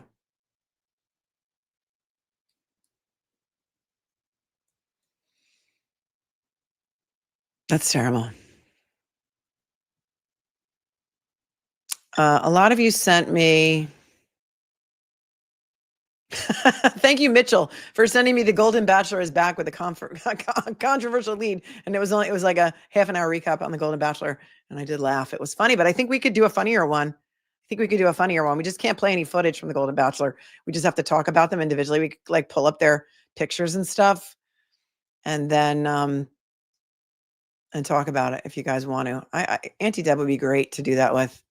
Oh, here's something that I wanted to bring to your attention that one of you sent me, because of course I was involved in representing all the victims of the Catholic Church scandal, which coincidentally broke in Boston in 2002. There was a movie made about it called Spotlight. You may remember that movie. It was awesome. I was not a character in that movie, but Mitch Garabedian was. And the other day when the Quincy mayor said some stuff about SA, oh, thank you, the inverted bangs. I had a blowout this morning, and I say to my girl, Jess, I said, Jess, just part it on whatever side it wants to go on today. And she's like, all right, it's going this way today, Mel. I'm like, good, thanks. All right, did you hear about the Quincy mayor? Did you hear what the Quincy mayor said about SA against children? Okay, well, if you haven't heard it, I'm here to tell you about it. And thank you to whoever sent this to me, because I'm outraged. I'm outraged. This was from 20 hours ago on WCVB. This is the Quincy mayor. If anybody's from Quincy, he's your guy. Listen to this. I'm a father of three. If that had happened to one of my kids, I'd be in jail for murder. Mayor Tom Koch of Quincy is talking about child sexual abuse. This week on a Boston radio show, the mayor is talking about keeping religious statues on a new public safety building. But when the topic of clergy sex abuse comes up, we could spend a segment on that sometime. I mean, that was mostly homosexual issues, not pedophilia. The level of which it happened. I'm sorry, what? Clergy SA. I'm going to need a chiropractor. Is a problem of homosexuality, not pedophilia. My head has popped off. It is on the ferry to Connecticut. If anybody lives in Bridgeport or New London, could you please go pick it up before it bounces all the way to Quincy to splash blood all over this guy? Are you kidding me?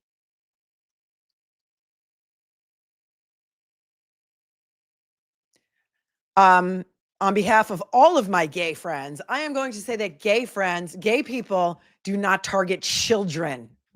Okay? There is a complete difference between being gay and being a pedophile. It's disgusting. And this guy doesn't know. Tom Koch, he's your mayor of Quincy. Okay? So listen to that again.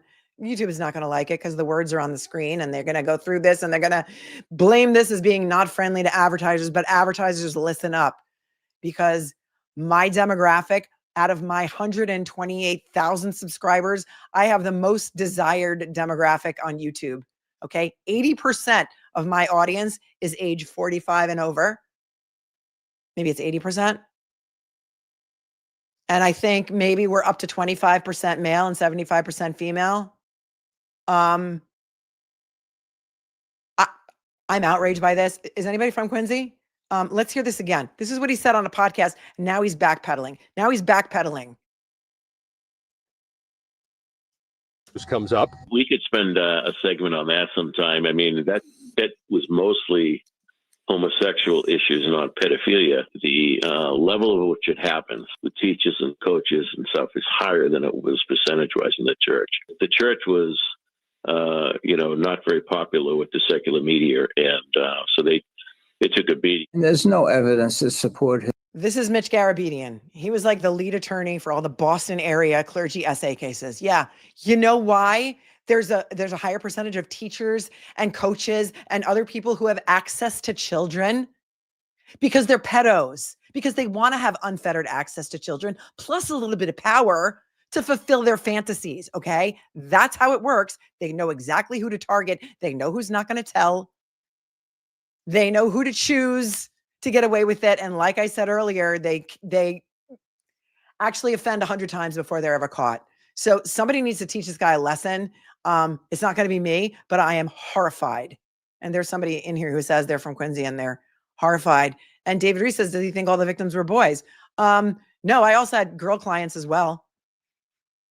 I did have a lot of females as clients who were victimized by not only male priests, but nuns.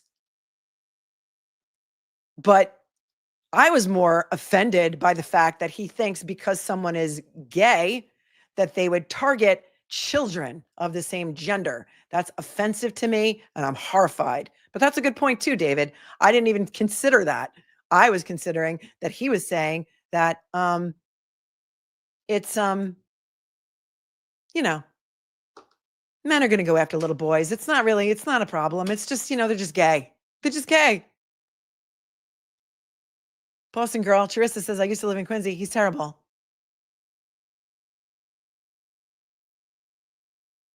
He's just gay. They're just gay. Wow. Wow. Here's Mitch Garabedian, who's going to try and school him. I'm not sure if it's going to work because he seems like he's completely ignorant. And it begs the question of the alleged corruption in Massachusetts, because there's been a lot of speculation about what's been going on in the higher levels of government with regard to some trafficking and some, other things that are being alleged among very high people in high positions of power. His assertion. He's just wrong. Attorney Mitchell Garabedian represents thousands of clergy sex abuse victims and says the mayor should do his homework when it comes to the worst offenders of child sexual abuse. You look at the Department of Education website and all, and their reports, they show a higher percentage of teachers and coaches nationally. It was a bold assertion. Wow. I'd like to know what his evidence is for that, for his opinion. I mean, I'd like to know what documents he reviewed. I'd like to know who we spoke to. Even Quincy's LGBTQ community is not sure if the city's mayor understands recent religious history. Some people have said, do you think he should resign? I mean, the answer is no. I think he should get an education and come back and share it with us. That would be an extraordinary moment of leadership. Back at City Hall, the mayor offers this. To those that I did offend, I apologize. You offended like every single person on the face of the planet. Every single person on the face of the planet, every person who's ever been a victim of abuse, every person who's ever been a survivor of abuse, every person whose child has ever been a victim or a survivor of abuse, every gay person in the country, everybody who knows a gay person. And are you effing kidding me? Oh, you're sorry. You're sorry.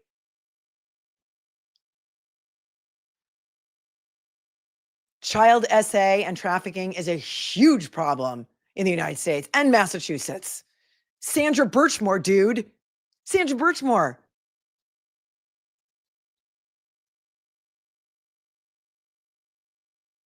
What? Oh, so if a man like Matthew Farwell, who's in a position of power, like, head of the Police Explorers program. Oh, no, he wasn't the head. That was Robert Devine, who also had a thing with Sandra Birchmore, who, when they met her, she was like 12 or 11. Matthew Farwell took her virginity when she was 15.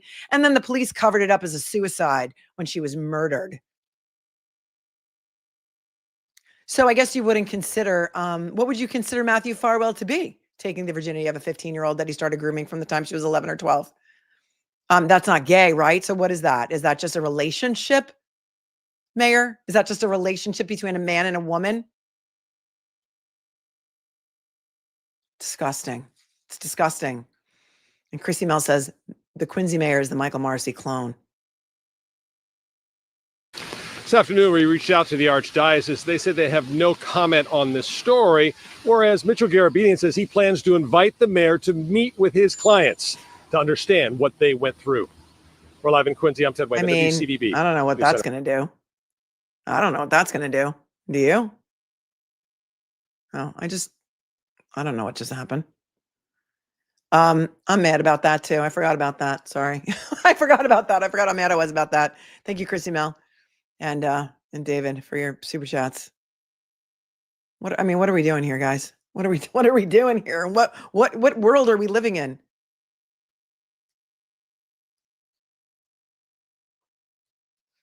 Oy vey. All right. Well, anything else you want to talk about before we break it?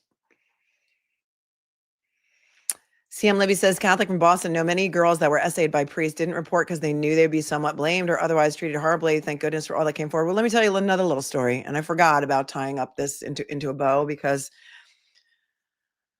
a really nice viewer wrote me an email yesterday to remind me of the connections, the possible connections, the purported connections between a Monsignor here on Long Island. His name is Alan Plaka. Monsignor Alan Plaka and Monsignor Brendan Reardon. When I handled all of these cases, I can't remember if Reardon was also an attorney, but Alan Plaka was also an attorney, and he was also a Monsignor.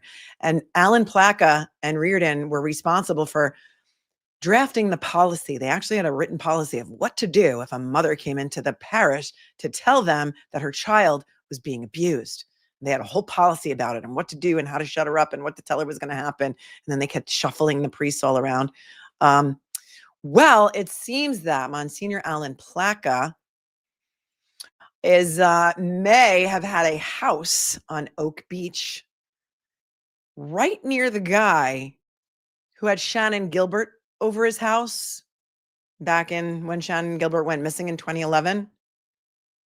And so there's a tenuous connection, maybe allegedly, between Monsignor Alan Plaka and that doctor. What was the doctor's name? Remind me. Peter something, who had Shannon Gilbert at his house, and then Shannon went missing, and there was that phone call. And when they were looking for Shannon Gilbert, that's when they started finding the Gilgo 4. Yes. And so there is another creator who's done a lot of work on this, a lot of heavy lifting. I think his name is Nathan Adams. He's done a lot of really good videos on it. And I want to try and get with him and try and put the pieces together because I have so much background on Monsignor Alan Plaka from my work that I did. And so it has been theorized for many, many years that it wasn't just Rex Heuermann. There was a lot of people involved in this ring. And it was like a hunting thing, and they would hunt these women. And I mean, it's wild. Hackett, that's Dr. Peter Hackett. Thank you. Thank you. Thank you, Jason. Yep. Norman Corey, this comes from the Catholics that want you to believe being gay is a sin and they are the reason for these crimes. Well, I don't know if Koch is Catholic. I'm Catholic and I sued the Catholic Church. The Catholic religion is based on fear and guilt. I have said this since I started handling these cases, and I sort of like turned my back on the church, that I couldn't be a member of a religion that would promote this sort of thing and protect predators. But also think about it.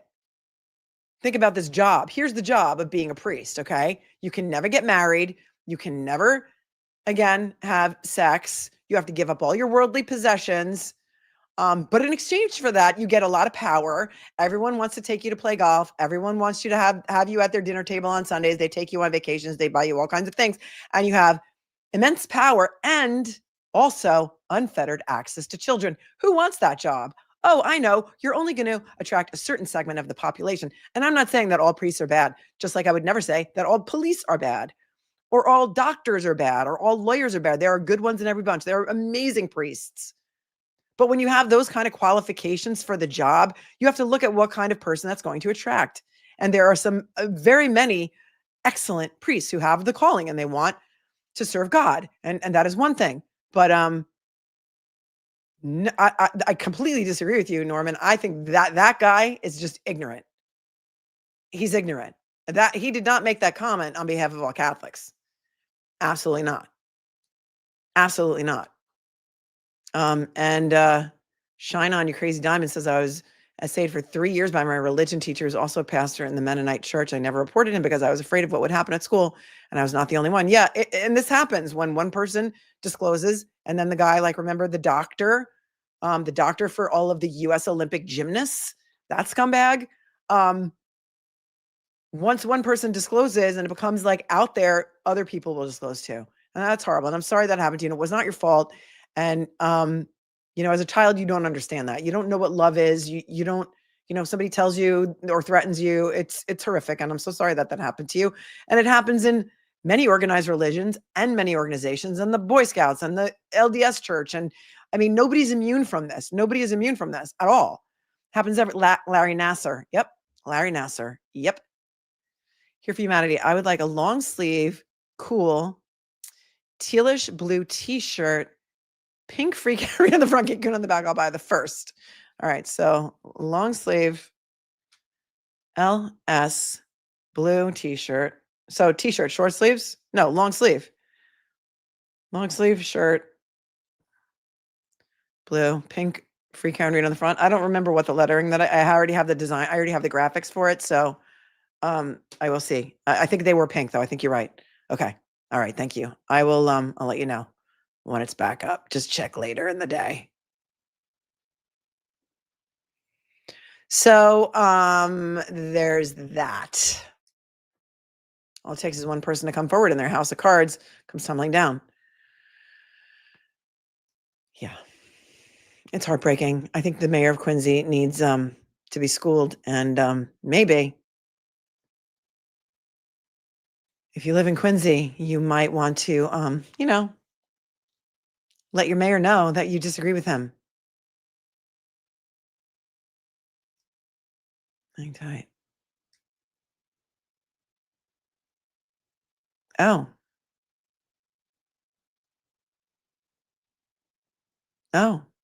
1 hour ago, breaking news. Thank you, Nicole, for this. Nicole B. A man has been found dead on Gregory Groom's property.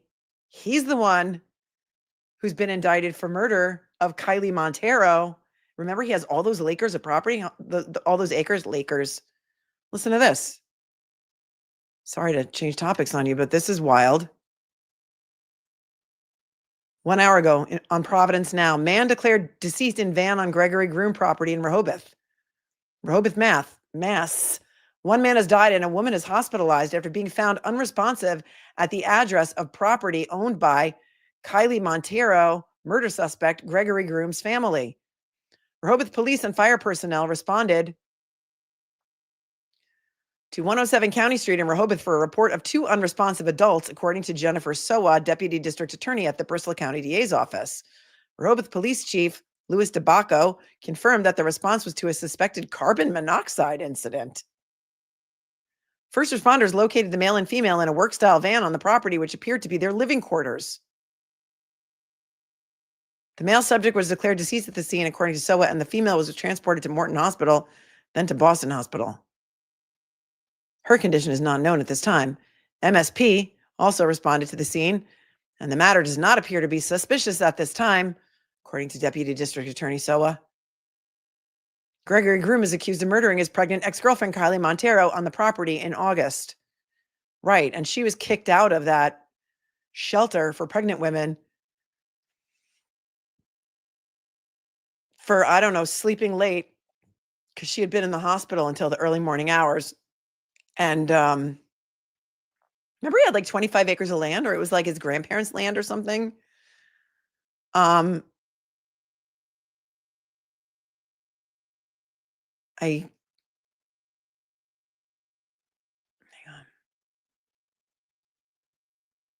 Norman says, sorry, I guess I should have been clear. I'm not saying he's a Catholic. I'm saying the holier than thou Catholics like to blame gay people for those crimes. I don't know any Catholics who would blame gays for those crimes. I just don't. I think it's just, I don't know. I disagree respectfully, but thank you for clarifying.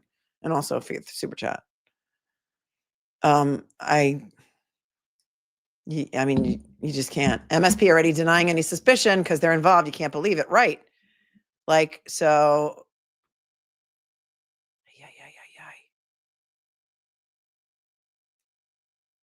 How is it nonsense? I was thinking, the first thing I thought was drugs. Al Dente, you lost 4 friends at a camp due to carbon monoxide? That's horrible.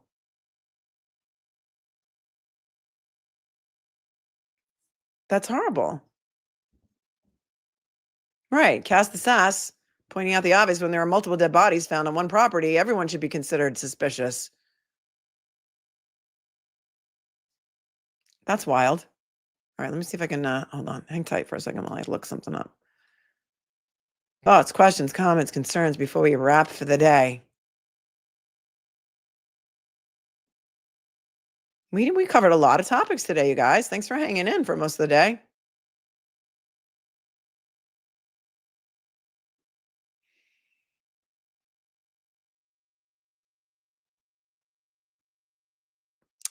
I don't know if I'll go live tomorrow. I don't know. We'll see. We'll see. You never know. That's why you want to make sure your subscription is up to date, your notifications are set, and all of that good stuff. All right. So thank you for coming to hang out with me today. Stay cool, stay kind, stay classy. When I hit end, I am going to teleport you over to Brother Counsel. Brother Counsel is interviewing Turtleboy Aiden Carney right now as we speak. So buckle your seatbelts. buckle your seatbelts because I forgot that it was happening. Just got my notification because I never get my notifications. Stay cool, stay kind, stay classy. Be kind to each other. I know you can do it. I know you can. Thank you for all your help with your backpack suggestions. Luckily, we were just able to buy a new one. And also Ashley, an amazing viewer, sent an email that she found that exact backpack, even though I didn't send a whole picture of it, and she may be able to find it for me. So that's amazing. Love you guys. Head on over to Brother Council. You can do the cupcake invasion over there. You don't have to be quiet about it. But be nice. Okay. Peace, everyone. Wait until it comes up and then hit go there and it'll take you there. Okay. Buckle up, buttercups. I love you. Thanks to the mods. Have a great rest of your Friday.